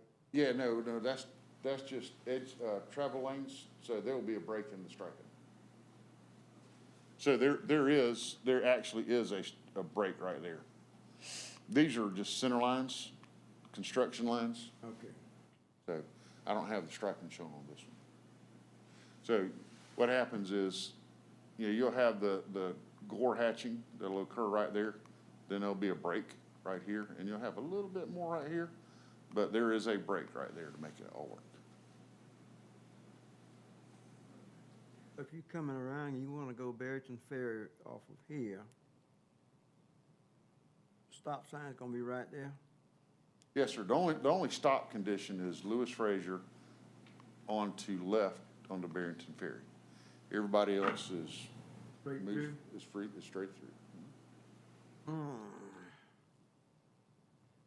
Fair to say too, I was telling Joe, is that, remember, it's a GDOT project. So as we have the concept team meetings, Mr. Long has presented several designs. GDOT's team Come says, no, we'd rather see this or rather see that. So what you're seeing is a come out of what GDOT, we think, is going to approve after all of their comments. So I didn't want you to think that Trent, obviously is just say, this is it, and okay, let's change it. GDOT's gonna decide, and they have been deciding on this fall. Yes, they're rushed. Yeah, no, It'll work good. I mean, if you yeah, look, I think we'll. I see it now, but I was just wondering, I was thinking about a roundabout right in the center, but it's off to the north of that, and then you go, like if you wanted to go to, up where, in the area where John McIver lives. You would probably, from Lewis Ferry, you would probably go to 17 instead of taking Barrington Ferry and then coming up to, past the old elementary school at the caution light and then go back. you can do either one. Either one, but I'm just, okay. The uniqueness of having an offset road like that, it's not something, obviously, that you normally see coming in. If you could, the best thing, I guess, take Lewis Frazier and just realign it like you see a normal, roundabout, but that's not an option here because of the Yes, charge. also, we've had several crashes that are, But, at this intersection because Right. of the way this all takes on. So this is designed to reduce those crashes. how about lighting, Yes, there'll be full lighting here, or lighting? Will it be a caution light? no caution lights. No, nothing like that? No, all just street lights. Street There'll light. be a little bit of landscaping in the middle. You'll see it kind of have an oblong, truck apron in the middle. This is a oversized, overweight route. So I've got to be able to accommodate the, 110-foot mobile home truck. And so that's kind of, and the worst case scenario is that truck coming here, coming around, and coming this way. So that's why you see the little bit of a miss there, so that we take care of those back tires on that trailer. Also, you got a truck apron on this side, because, the guys coming from Barrington Ferry this way want to go back 17 south. Plenty of room in there, don't get me wrong. It's a pretty wide roundabout, this relatively big roundabout. I actually started off with a little bit bigger, and my problem with the bigger roundabout was it was too fast. And so you could get at the extreme speeds through there, and that's why the department told me to kind of tone it down and make it smaller. Is the one at 144, is that considered a fast one? 144, 95, right there. 95? Is that considered a fast one? I don't see a whole lot of, I don't see a whole lot of slowing down. those are actually smaller than this one. Really? This Oh, one wow. is about the same size or a little bit bigger than the one in, going into Glenville, Okay, One, on 301. yeah, okay. A lot of similarities here with the one at 301. Really? Okay. All right. So give me some kind of timeline, what's the next steps? How this, I know DOT has all these steps you have to take, so what? Yes, sir. We'll probably be in construction in the late 25, 26 timeframe. Christmas next year? Right. Okay. I know we're talking about that roundabout, this might be a little off base, Mr. Chairman, but still, I'm very concerned about all of that traffic still coming down Barrington Ferry and hitting 119. Yes, sir, because we got, Is there any way that there can possibly be some more discussion, DOT, somebody in Atlanta about the 119, the Yes, two-lane sir. highway with all that traffic? yes, sir. Because, you know, we, in our ultimate plan, we have another roundabout there at the crossroads, right there at the church, Right. So, right now, there hasn't been funding that's set up for that one. So I think we're continuing to ask for funding for that one. So, yeah, yes, sir, we Well, let's continue to ask. Let's see if we can continue to ask for some funding for 119. Yes, sir, because I'm gonna tell you, that traffic on 119 is tough. It's Yes, gonna sir. get worse. And you always seem to get behind somebody going slow when you can't pass. When you get the school bus out there, it's worse. It is. We talked It about is. it in our Hampo meeting to make sure that DOT was there. You know, they've heard us say. Apparently, they're not listening. Yeah. Well, you know, they're not gonna make any immediate improvement, but they heard the conversation that They we're did. concerned about the traffic. Let one of them get hurt out there, and not do something. Yeah.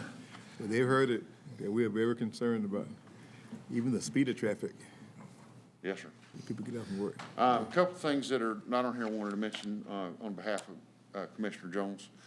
We looked at a couple of things over in Lake George. There's sight distance, we're trying to work out at the end of Limerick Road where it hits Lake Drive where you can't see. And we also, there's a little sinkhole there at the entrance to Woodland Lakes. This is kind of what we did, so that everything. It's not an immediate threat, something we take care of. Nobody's gonna like fall right in it. It's just like a, right up next to that island, it's like an old tree stump rotted out. You can stick your probe rod down in there, but you can go a little ways, you can get good, compaction. It's just a hole right there. But I think Clinton can get out there and get it fixed and, won't be a big issue. Trent, before you go to the other part, Mr. Chairman, Claudia Lane, that, I know, that was in my district, is in Commissioner Stevens' district, but, I hadn't heard from, no longer on the report, which I guess is a good thing. But, I hadn't talked to Mr. Golden in a while. Is everything that he needed taken care of? I don't know that I can answer that question because I hadn't talked to Mr. Golden in a while either. So, Joe, do you know anything? Mr. Golden came in and signed up for the water system, about a week ago. Finally. Okay. And, so he's on the schedule to do that. We have talked to him this week about some other concerns he had, and Mr. Moses is getting back with him. And, But he's ready to go. And, Woodrow Sapp is gonna. They do that. Okay. Yeah, they'll make the tap connection for it. That's correct. And I think now, it's been so long, but in the early stages, the initial stages of that water connection, didn't we kind of do a little more than just tap it? Didn't we go all the way up to the house and make sure that? In the initial stages, we did, because the initial customers have a block grant offset that can be used to pay for those. And so during that initial hookup period, that block grant was available. Of course, that's been long gone. Yeah. Right, so that money's not available to run water service to the house. But he paid during the initial stage. He did, but in looking at those agreements, it covered the initial water service, and it did not I mean, instead of paying $1,300 for the tap fee, he'll pay $50, basically, for that tap fee. But there are no funds available to be able to run the water service to his house. The $50 did not cover running service to the house. Yeah, I understand. I know that it won't cover it, but I guess what I'm saying, when the rural water system started, he was one of the first in line. That's right. And he paid. Now, because I know my wife's got some property down there, and they benefited from the whole shooting match, the whole thing. Well, Fred paid. And the reason that he didn't benefit from it is because we couldn't run a line down there because we didn't have an easement. It wasn't even called Claudia Lane then, it was Westfield or something. It was, yes, it wasn't even County Road. That's Yeah, right. yeah. But he paid just like my wife did, except she got everything. He didn't get it because we didn't have an easement, but so not, since he didn't get it, now he's gonna have to do something that the the other people that got it the first time didn't have to do. And that many others have had to do since then too, that also paid the 50. That's correct. Okay. Because water service was not provided to him, could not be provided to him initially, then the block grant could not kick into him. That's right. And so, Yeah. yes, sir, and there have been many others since that initial implementation phase, because when the block grant money was used, there were contractors hired to run that water service for those homes, and it was a one-time deal. But in the beginning, though, they connected the water and made sure that all the plumbing and everything was. All the way up to the well, to the They existing connected well. to the well location, just the well location. Yes. Yes, And that's sir. kind of part of the reason we had issues with the lead survey, because in some cases, if the well was in the backyard, we connected as close to the house as we could, but if the well was in the front of the house, we connected at the well, and we don't know what that segment is between the well and the house. And that's part of what we're I trying to guess do. what I'm saying, he would've got the same thing everybody else got for the same fee had water been available. That's right. He would have. He would have. Okay. That's right. Mr. Chairman. Go ahead, sir. Trent, Mr. Brown. This Villages at Limerick project, I know we rode and looked at it and discussed the magnitude of work that's gonna be need to be done. Last time I seen the prices on the initial work, what I'm seeing now is about double what the initial price was. Yeah, so when we had estimated, we just looked at a few spots. And actually, when we started, the prices were still a little bit lower, and the prices just have kind of gone up. And it was based on our previous prices we had gotten from other projects that are similar in nature that were lower. So it kind of makes it very difficult to estimate what these costs are gonna be. But yes, sir, that's kind of where it ended up being. And I wasn't really, I was surprised it was a little high, but you know, there's a lot of obstacles and a lot of issues and a lot of risk. So, you know, I know we discussed the initial price, and we had thought that that was a little bit much too. Yeah. And I think we were supposed to go back and talk with Mr. Brown that there may be some other money available for assistance on this project other than just out of yours. District 4, yeah, just out of Yes, District 4's pocket. Well, I think we were talking about. Yeah, What you yeah, were talking we got- about was Limerick Road, but he's talking about Villages, right? He's talking about Villages, Yeah, yes. no, Villages, what you and I talked about was not Villages, was Limerick Road originally. And we got The Limerick, Limerick Road fees. yeah, we got Limerick. This conversation me and Trent Yeah, had is it for is- the villages. Oh, and we was- yeah, I don't. That's right. Yeah, I don't. The Villages. And one thing that we've got to look at too at the November meeting is whatever you want for this round of LMIG money, we need to go ahead and apply for that in December. So just kind of let me know and I'll make a presentation to you guys in November about that. And that's another pot of money that we can put toward that as well. That's right. Because from this price that I'm seeing now, the work that we discussed, we looked at, this is a pretty penny here for the amount of work that's going to It be is pretty- done. And I it is a pretty understand penny. what all is involved, but, I know we may have to, relook at that again, because if it's all on District 4's dime,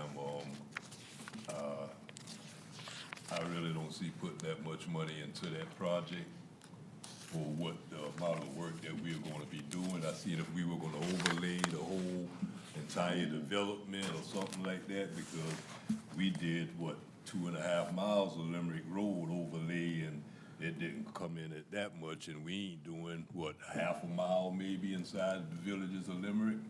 Not a lot. And the problem there is there's so much deep work that we've got to do. I And understand that's what kind of we part of the looked problem. at, but that's still sort of exorbitant there. Just for, especially as being this development, the developer, he done got let off the hook, so now everything's on us. And for the magnitude of work that needs doing, we'll have to maybe take another look at that before we okay that work. Okay. So where was it? Sir? How much money is the overlay, is that what you said? No, sir. The contract that got awarded last month was, yes,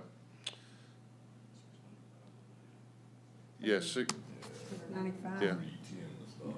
695? No, wait a minute. Something's wrong there. Yeah, I think so. No, it's only 370,000. Yeah, I remember a 310 number. That's on the Yeah, it's only next page. 375. That's on the next page. That's road. Yeah, that was. Yeah. Overlay and repair, and then this is. Oh, 375.10. Did I do that? Yeah. I'm so sorry, guys. Yeah, I got sticker shock too. Yeah, no, 375. 375. I'm about to lose a commission over here. Sir. Yeah, the 695. What was the 695? All right. That's the way you work that, and then if it's his dime. Yeah, it's back over here. Now, every once in a while, maybe make a little Yeah, mistake. I He'll mean, make it that's right. close. So the figures are in the wrong place, or? No, what it is that whole body is for the pickleball. Yeah, look at the top where my pickleball, I copied and pasted and didn't change the number, and I apologize. I'm not seeing what. Yeah, the 695, 199.50. Yeah, I typed the wrong number. It's Oh, I see 375.10. now. I see now. So, I'm embarrassed. I was like, You stand corrected. yeah. I know who didn't miss it. Now that I see what you did. yeah, but I'm still learning and counting pennies and pinching pennies, but. You'll break the bank. Yeah, that ain't Yeah, quite 'cause I was no money, thinking, all right, before we were a little over 100, 150, now we're 375. You know, I saw the six. Well, I was still thinking 375. In my mind, I'm thinking it's 375. I wasn't thinking the 695. And I had already turned the page, and I apologize. Oh, so that figure is wrong. That I'm Yeah, seeing. that one's wrong. It's the 375 number. Yeah, I just put it in the wrong spot. That's closer to what I remember. Original. Oh, goodness. Yeah, me too. Thank you on the correction. Oh, well, I'm sorry about that. Now, you ready for me? Yeah, I can get my blood pressure back down. Yeah, 370, yeah. All right. All right, you ready? Yes, sir. Nah, I'm just digressing on Bill Carter, what we gonna do. I'll be honest with you, since we talked last month, I haven't done anything with it, and it was on my list, on my desk, and I just haven't had a chance to do something with it. So I want to make sure I do an effort to do something on it this All month. right, one other question, who's responsible for ordering those signs for the fire station on 84? That says fire. You, Clinton, Ask me the question, who's responsible for the what again? ordering the signs that says fire. Ordering the department? signs, Yeah. okay, that say fire station either side? Yeah, we talked about that. The light out there. We talked about that. What we have to do is we have to put in a request to the Department of Transportation. And a lot of times their sign folks will do it for us if it's on the state route. So I will put in a request. Okay, one other question. On an asphalt, 1.5 inches, who determines that it's supposed to be 1.5 inches thick going into the average subdivision? Is that a state guideline? Because 1.5 inches, and I know it's based on your subsoil, but 1.5 inches. So our minimum typical section in a residential neighborhood is suitable soil underneath, 6 inches of graded aggregate base, and 1.5 inches of asphalt on top. And we usually are looking for 9.5 millimeter asphalt. And that is a minimum standard that we require, that will typically handle residential traffic. For about 3 or 4 now, years. It should last a lot longer than that if the base is done. We got several places that it does work, and we got several places that it's not. And a lot of it is, the key is the subgrade. Now, a lot of our, back up. When I first started with this, what we were doing 4 inches of stone and an inch and a quarter or something like that of asphalt. And that's what we started doing that's what we were doing in the mid-90s. So we've finally got it up to 6 inches, an inch and a half. A lot of communities nowadays are going with 8 and 2, 8 inches of stone and 2 inches of asphalt, which is a little bit heavier duty. We can look at going to that route. That will work well.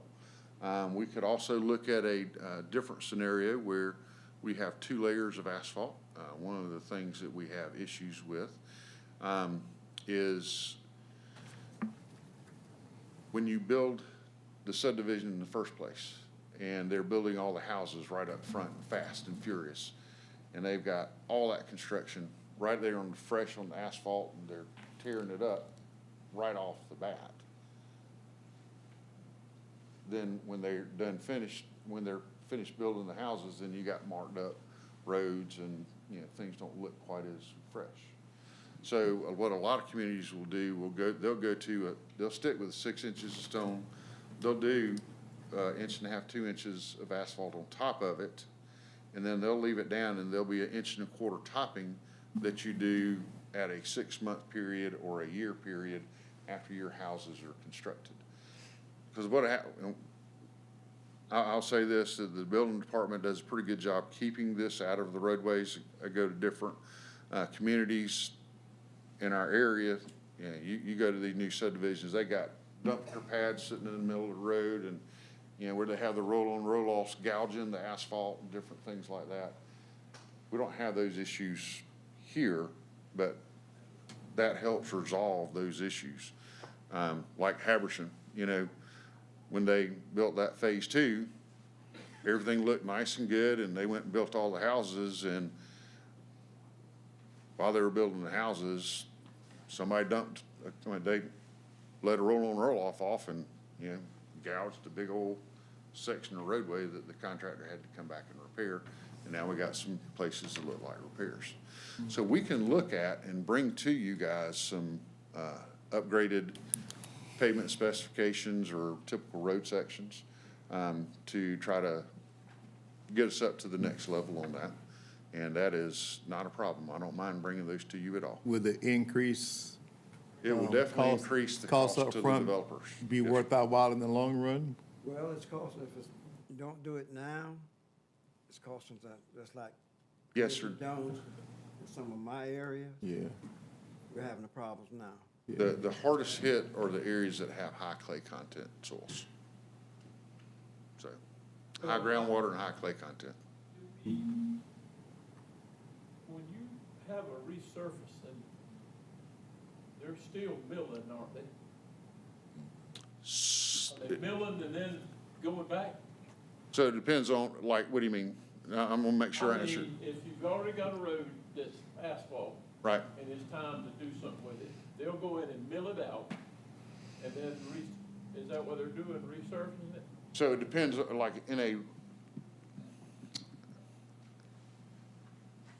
know, not on the city street, but on our county roads, are we still doing that?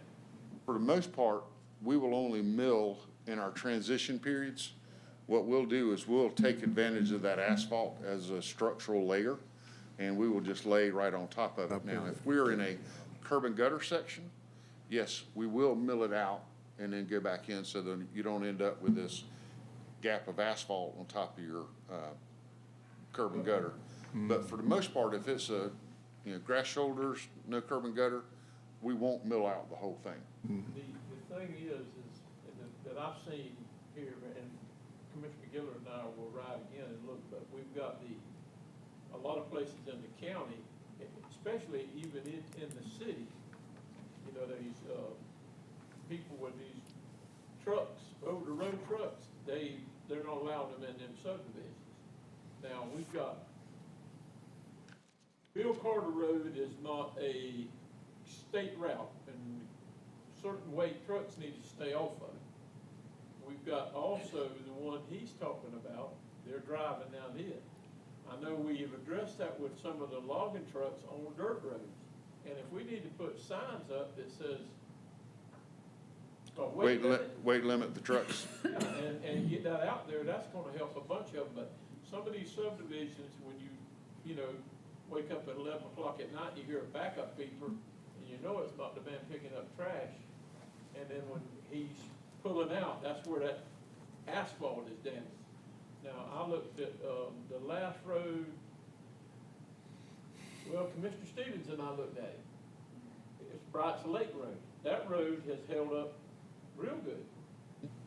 Because there's no traffic, everything is right there, it goes out, there's nothing on it. Now, when you go, when they were logging out of there, even the McIntosh Lake Road held up good.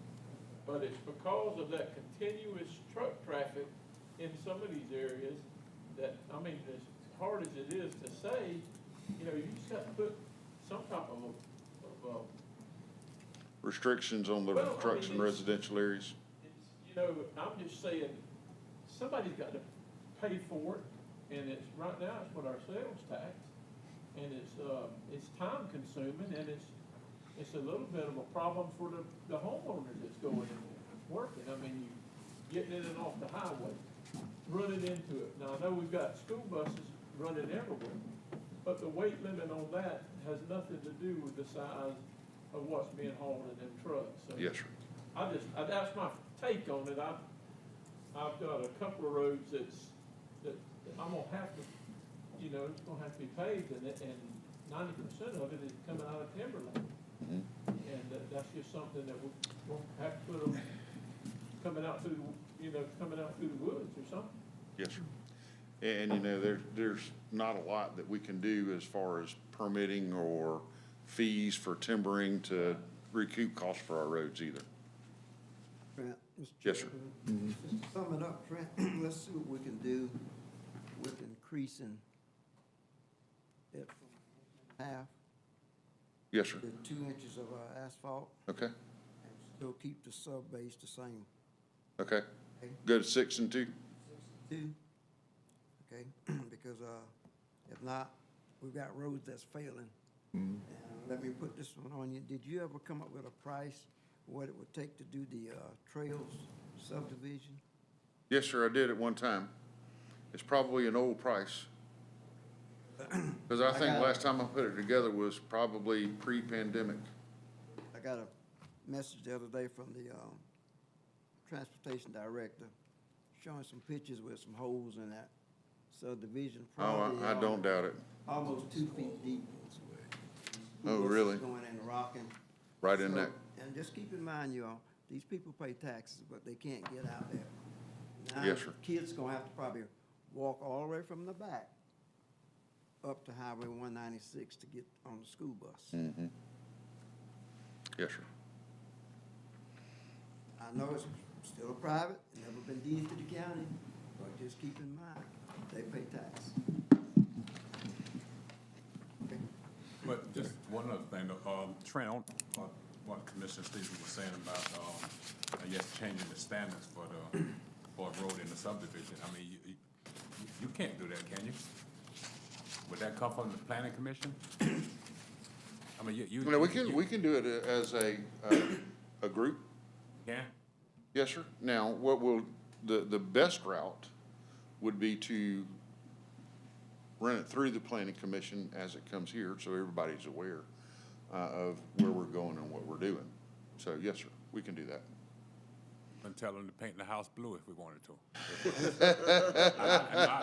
Yes, sir, you are. I was just saying that, but I thought the standards was the standards, and somebody made sure that they follow the standards now. And Yes. you know, now if the standards are somewhere in between here, you could do whatever. But if the standards, that's what everybody has to do. And I didn't think that we could say, well, you need 6 inches of subgrade and 2 inches of, I didn't think that. Yes, sir. So my job will be County projects. to support what we're trying to do with the technical reasons for going to that particular section. Okay. Because, you know, the way I envision this rolling out would be that we would have some discussions about what we would like to see as the governing authority we would actually run it back through the LCPC so everybody knows this is what the governing authority is after. Come back to you guys, and then it would be adopted, and it would actually be a amendment to the Unified Development Right, well, Code. And then- that's where I was headed, because Right. the LCPC is standard for the whole county. They try very hard. Well, yes, sir, but it's also tailored for individual municipalities in the Liberty County. Oh, okay. Yes, sir. There are several sections throughout the thing that have exceptions here or there for different scenarios. City of Hinesville has several construction requirements that Liberty County doesn't. And if I can't tell you what they are right off the top of my head, but But if one of the municipalities say that they don't want curb and gutter, we want all our roads to be left dirt, They that'd be can't. fine. yes, sir. It's up to you as a governing authority what you want to have. It'd be a variance to the Yes, sir. ordinance. Do an amendment to the UDO and go from there. But there is a process we need to go through. And the other thing that I need to make sure that we all understand is, when you go through this process, you don't just say, okay, we're gonna do this starting tomorrow and then enforce it. You know, we need to say, this is what we're gonna do. Yeah. And then there's gonna be a Effective. transition period that says, okay, you know, maybe 6 months out, all right, we're gonna start enforcing this, or, you know, identify which projects were pre-approved under the old standard, and, you know, you gotta have a transition period. Makes sense. Well, Cemetery Road? Yes, sir. Thank you. How much do you do? So we took bids on Wells Cemetery Road. We had one proposal from Taylor's Creek Construction for $375,564 even. Everybody should have a copy of the bid tabulation. It looks kind of like this.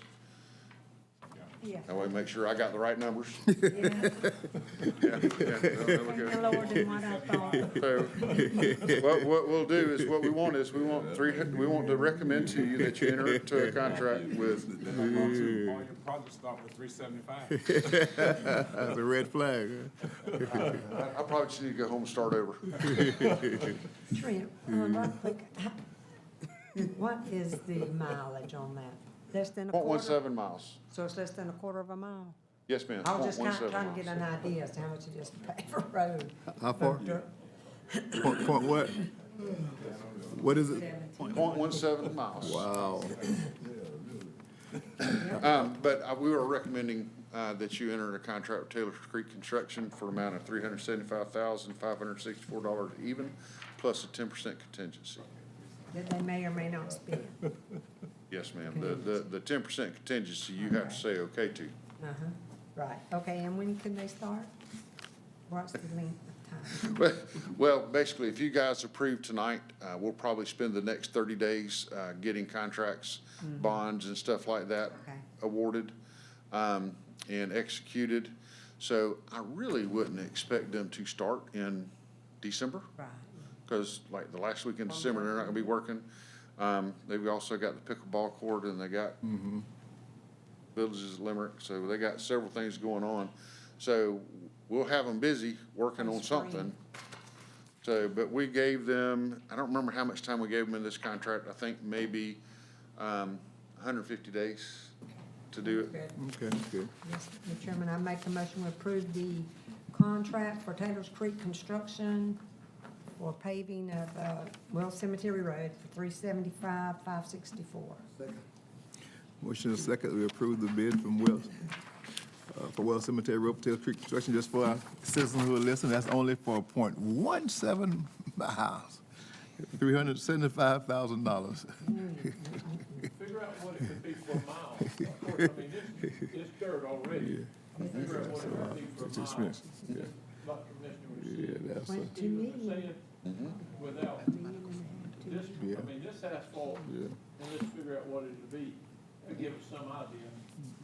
So when we're doing it, One time we were looking at $1 million a mile. we're between $2 and $2.5 million a mile now. How much? 2 to 2.5, closer to 2.5. It's going higher and higher. We might, It- the signs may be cheaper, folks. It made that jump right around the pandemic. all right. All in favor, show of hands, please. Commissioner Thrift said this has been coming for a long time. All right. All right. Thank you very much. Thank you. Motion passes. Y'all have a good night. Thank you very much. too, sir. Connor, you got it for $375. I got one more question for you. Leave him alone.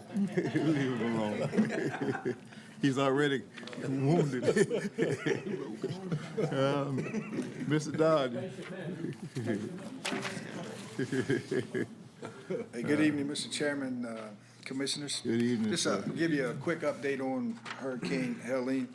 So we are going to do an AAR on Hurricane Helene. We're collecting some comments right now.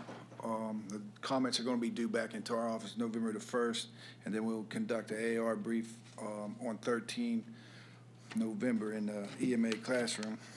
So moving on to the recovery phase of Hurricane Helene. As you know, we started our debris contract on Monday, October the 14th. As of right now, they've collected 1,357 cubic yards of debris. They've had to cut 3 hazardous trees and 151 hazardous limbs. So they got 7 units hauling debris, and then they have 3 crews cutting hazardous trees or limbs that, when they come out and look at it, if the tree is hanging, it's a hazard, they have to take that down with the contract and with the FEMA regulations on that. They haven't had no problems, so the citizens have been doing what they picked up so far. The citizens have been doing good with separating the debris. So Great. Oh, No, I said great. I thought somebody had said something. Great. But they haven't had no issues with, the citizens with the debris separating, on that. Are there any questions on the debris? Did they start at one particular area that they're working in? Yeah, what they they did, all so, around? yes, ma'am. So what they did, FEMA did the 90 days. You get 90 days for this the clean, and they do like a sweep. They've started on the DMS site in the airport road in Walterville, on the airport, I'm sorry, the old airport. So they have a debris management site right there. What they're going to do on Saturday, they're going to open this DMS site out here in Tradeport West. So they're out there and about. I mean, they've been cutting a lot of trees, and with the they're working. And they're hauling it back into that site on the airport. I haven't actually seen a Crider truck, but I've seen several other trucks. I didn't know if they were working. Yeah. They subcontract out. Yeah. Okay. You're going to see they'll have cubic yards on the truck that's hauling, and that's how you can tell that's Crider golf. It's a big truck. You can't miss them. Trust me. No, I've been listening. I've seen some big ones. Have they started to burn yet or not yet? We're not going to burn, Not gonna burn. sir. It's going to be all Mulched? mulched up, Yeah. and then they'll haul it off. They got the machine down there, but they haven't. It's real quick. It's not going to take them long to mulch. But we learned They that have- lesson about the burning, huh? And everybody, I know Commissioner Walden, that was a big thing when we did that standby contract with the burning, but we are going to mulch. Okay. And they, I talked You can to, probably sell that mulch. someone from Long County, and they said that FEMA was over there looking, and they told them they was gonna give them permit to burn. And we could have got a permit to burn too. Yeah, It's well, just, I just don't think that's. I think, According to which way the wind blows. and I've talked to, when we was talking to the contractor, most people prefer the mulch nowadays too. But they did burn at, was it Irma or Matthew? One of them, That's when we had the complaints. That was a mess. Matthew, they did, yes, sir. Yeah, let me ask you this, Mr. Chairman. Do you know when, because we're telling people, my guys, when we go around picking up trash, if it's like a big pile that we leaving that for the FEMA guys, you don't know when they're gonna be in Hinesville, do you? So I don't want to give you a date, exact say they're going to be in Hinesville starting Monday. I can't tell you that. They have what they call a sweep when they're trying to do the whole city. Within 90 days. Within 90 days, They need to it's not gonna take them 90 days, but I have 90 days with them. Well, a guy told me that, and he said, "But can you take a wild guess?" And I told him Christmas, so that is 90 days. That's pretty wild. There you go, sir. There you go, sir. Any other questions on the debris? Okay, also, we've been approved to bring a DSNAP program into Liberty County. So, working with DFAS, DSNAP is going to bring in 110 people to work. And what it is, you're going to be able to go in there and apply for the SNAP program. They're going to be in, let me see, the address for that is going to be First Baptist Church in Hinesville, and the operating hours is going to be 8 to 5 p.m. until the last customer in line is served. And that's at 220 Memorial Drive, Hinesville. They haven't put a press release, because we just got this address today, last night. They haven't put a press release out on that, but as soon as they do, we will push that out on our social media and our pages that we do. I know a lot of people's been chattering on that on the Facebook with the DSNAP, but that program is going to come to Liberty County, and that's where it's going to be at the First Baptist Church in Hinesville. Is there criteria they're requiring to qualify? When you get to DSNAP, it's a disaster.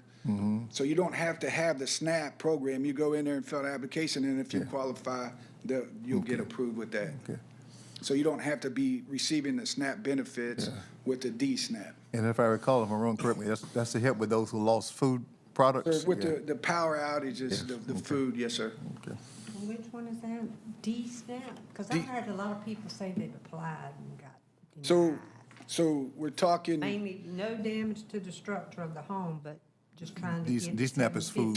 We're talking. DSNAP. DSNAP Okay. is food. That's for the food of the people. That's for the food. Okay, This for has people nothing to who've do with, already this is owned not those FEMA. services. Okay. This is not FEMA. No, Okay, he said no. DSNAP. DSNAP.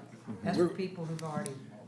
That's for people that Who lost power and lost food. Anybody can apply. Anybody can apply for that. Anybody, Open to the you don't general have to be on public. the SNAP No, program. Open no, to the ma'am. general The public. D is for disaster. Okay, and now I need to tell these people, DSNAP, is that do they need to come to that site or can they go on? No, you can go to First Baptist Church in Hinesville. To the church for that. Don't go to this disaster. We're gonna talk about that next. Just the church. Go to church for that.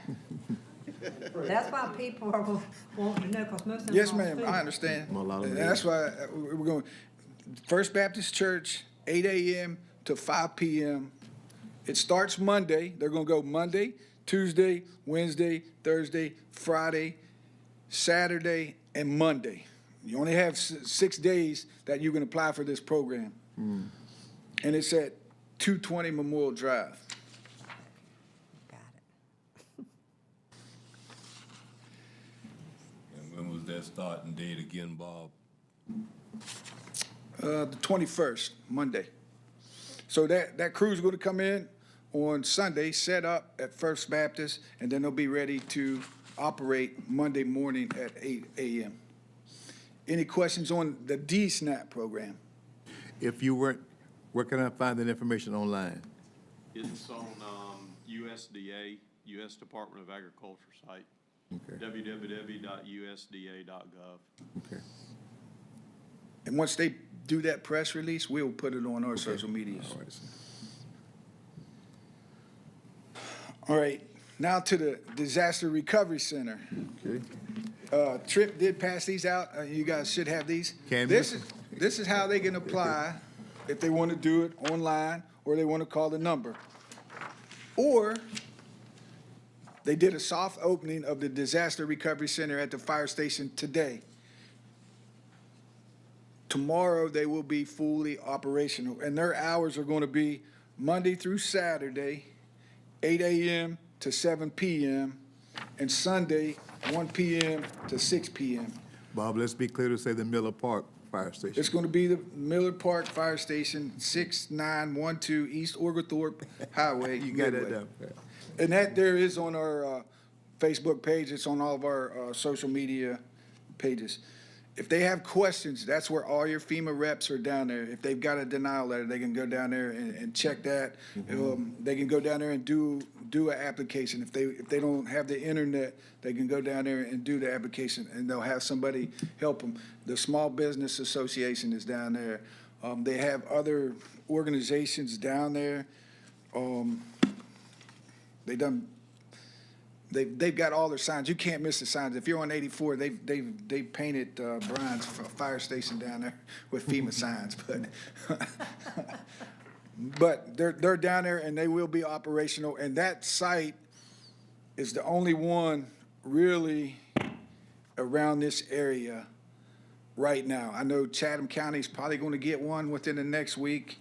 Glenn County might, but right now that there is the only one in the area. And then they can do Hurricane Helene or Tropical Storm Debbie, especially out in the Mount Olive Church Road people. And I know there's already been 6,500 people, residents of Liberty County, has done claims online or by the phone number for Hurricane Helene, and there's been 414 for Tropical Storm Debbie that has done claims online or things. Now, if they want to go in person or they got questions or anything dealing with FEMA, they can do it by the phone number, online, or in person at Miller Park Fire Station. Okay. Good news. Any questions on the DRC? You got more, obviously. That's it from me. You on the roll. I appreciate all the work you and your folks did. I gotta be somewhere in 10 minutes. But, I know we, are doing everything we can. You're doing everything you can, but I got a bag and I don't eat chocolate candy, but I'm not gonna complain about it. So, it don't make no difference what you do. Sometimes it's, gratitude is for services not yet rendered. Yes, sir. Thank you.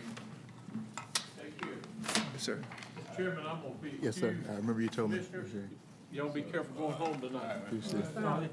Yes, sir. 375,000. And are we sharing, I know we are, this information with the other municipalities of the stuff that we Yes. talked about? Okay. Yes. A lot of the municipalities we've had to talk, and a lot of them are just sharing our post. Okay. Want to make sure it's getting around and not just social media, because social media can be misleading. Yeah, and that's, yeah. Okay. We appreciate it. Questions? We do appreciate it. Thank you, Bob. Thank you so Thank you. much. Thank you so much. Very valuable. Thank you so much. Mr. Brown? I guess there was a couple things you had asked me to go over this, but in essence of time, maybe what we'll do, I gave you a handout on the HB 581 summary. I know Representative Williams had a good workshop on that, and we also talked about it the other day. So what I'll do, I guess, is in the essence of time, y'all can take that and look at it. I think you're pretty much up on it. It's a pretty good presentation. It was done jointly by GMA and ACCG. Kind of hits all those points. So if you got any questions, then Well, take 5 minutes and give me Is this what was on the ballot? just the highlights. Yeah, I already voted. Yeah, this is what was on the ballot, Yes, sir. right? Yes, Right. sir. They just had the webinar on Just, yesterday. As a matter of fact, on there, so. I voted today. That's what happened with the early voting. just a few bullet points on. Well, a few bullet points. Oh, you got, oh, And he's, the pages aren't numbered. Yeah. So, I'm gonna skip some Yes, here, sir. okay?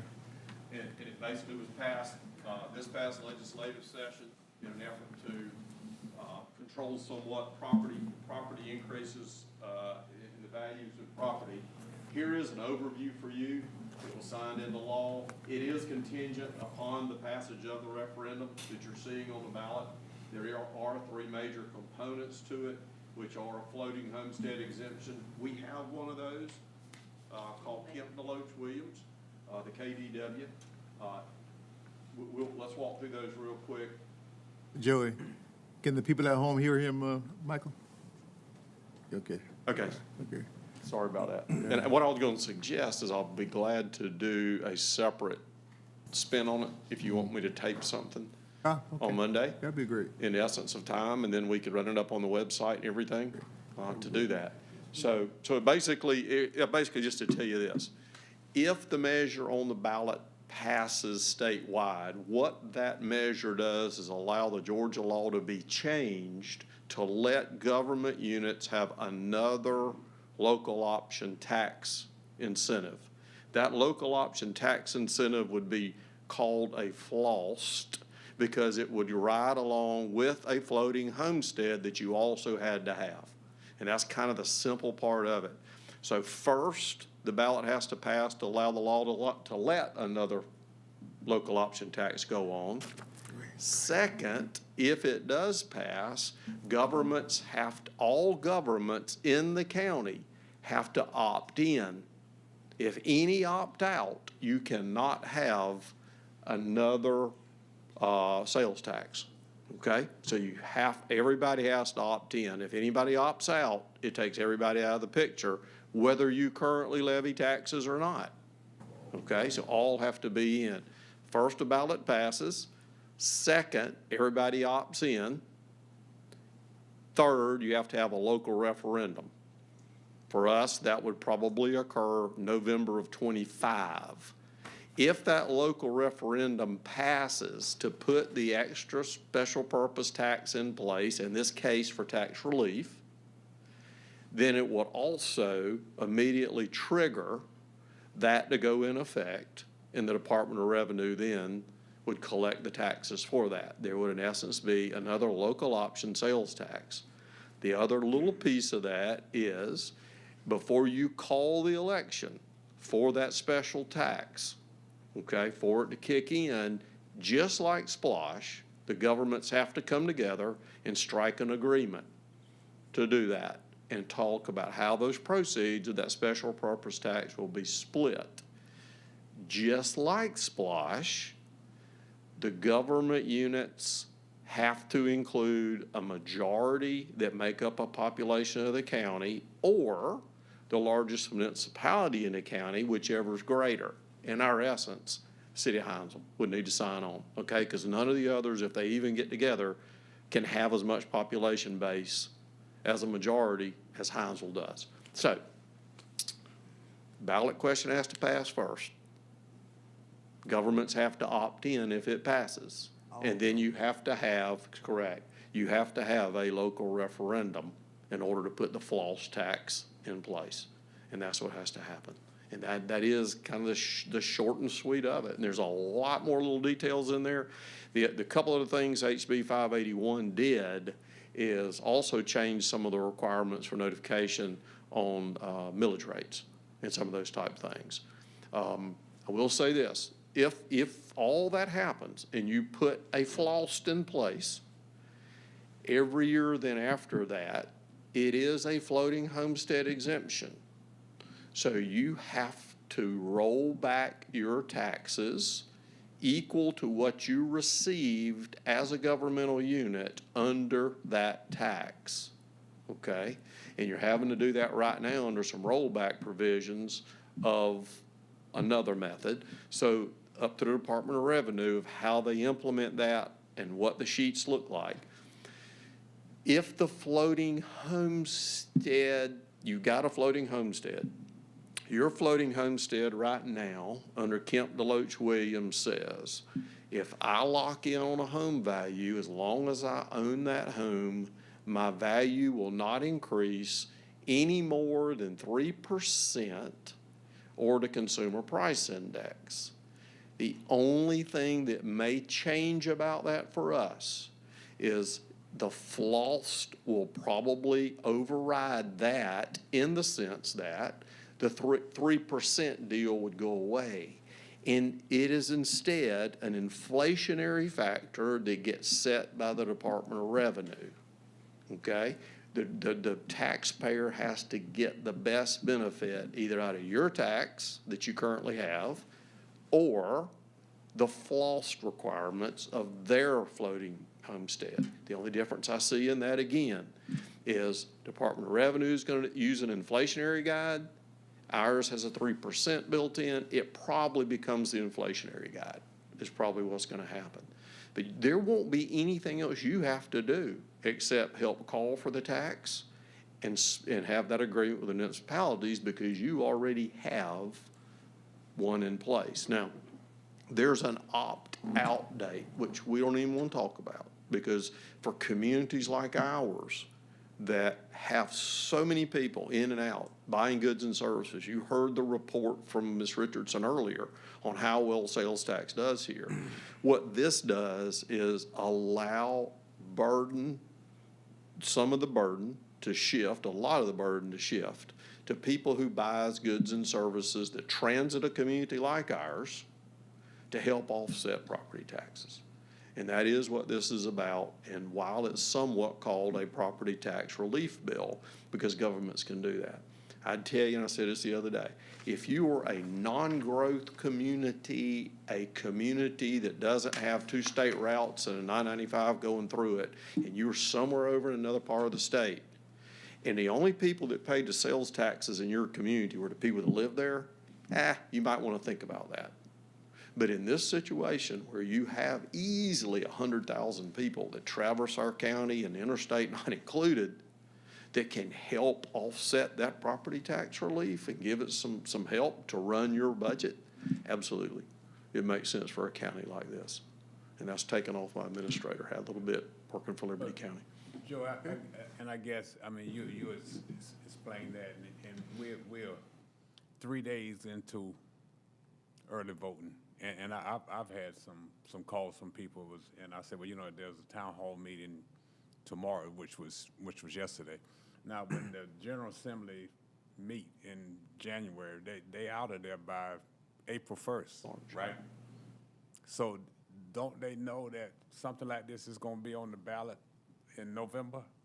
So instead of having the town hall meeting yesterday, or you explain it like you just did today, the 4th of July would have been great for somebody to hear this. I mean, because Rhonda just said 3,000 people already voted.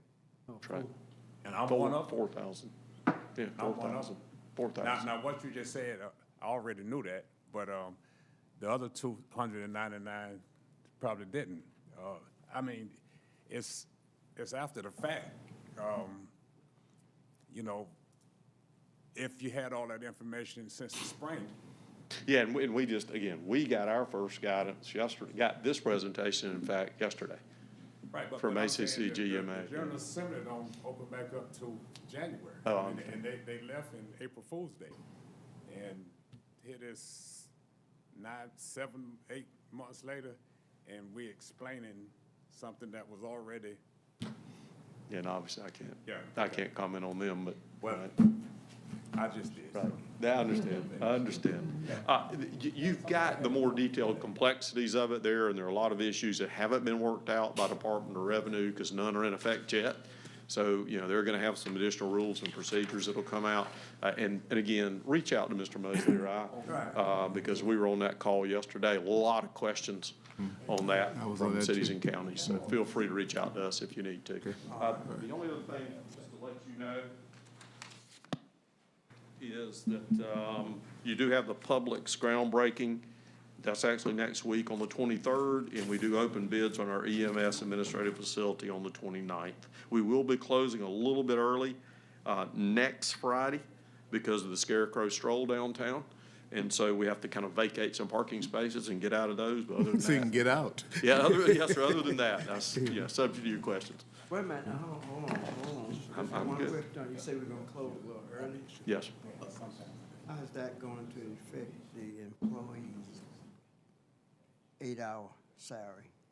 Oh, they won't be We'll take care docked. of that. No, sir, they won't be docked. Okay, I just wanted No, sir, they won't be docked. That's right. Good question. Thank you. You might need to help get that word out too. People voting, it stays up until 5. Yes, they know that. They know that. They've worked with them. Yes, ma'am, they've worked with them. So how about the tax commissioner office? Well, they close at 4 anyway. Yeah, they close at 4? Okay. are shutting in at 4. Okay, all right, all right. Yes, sir, they do. Yeah, or they come to get my tag and nobody here. That's Okay. right. All right, thank you, sir. That's all for the good of the order. Chair, entertain a motion to go into executive session. Mr. Chairman. Second, all in favor, hands. Now go to executive session to discuss personnel, please.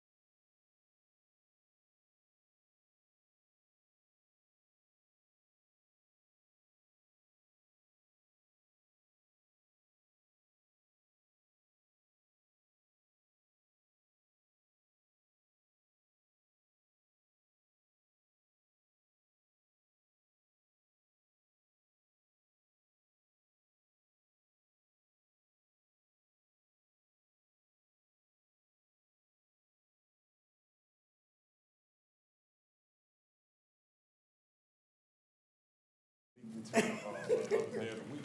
All right, come out of executive session, that's the So move, report. Mr. Chairman. Second. Second, all in favor, show of hands, stand adjourned. Thank you. I'll see y'all.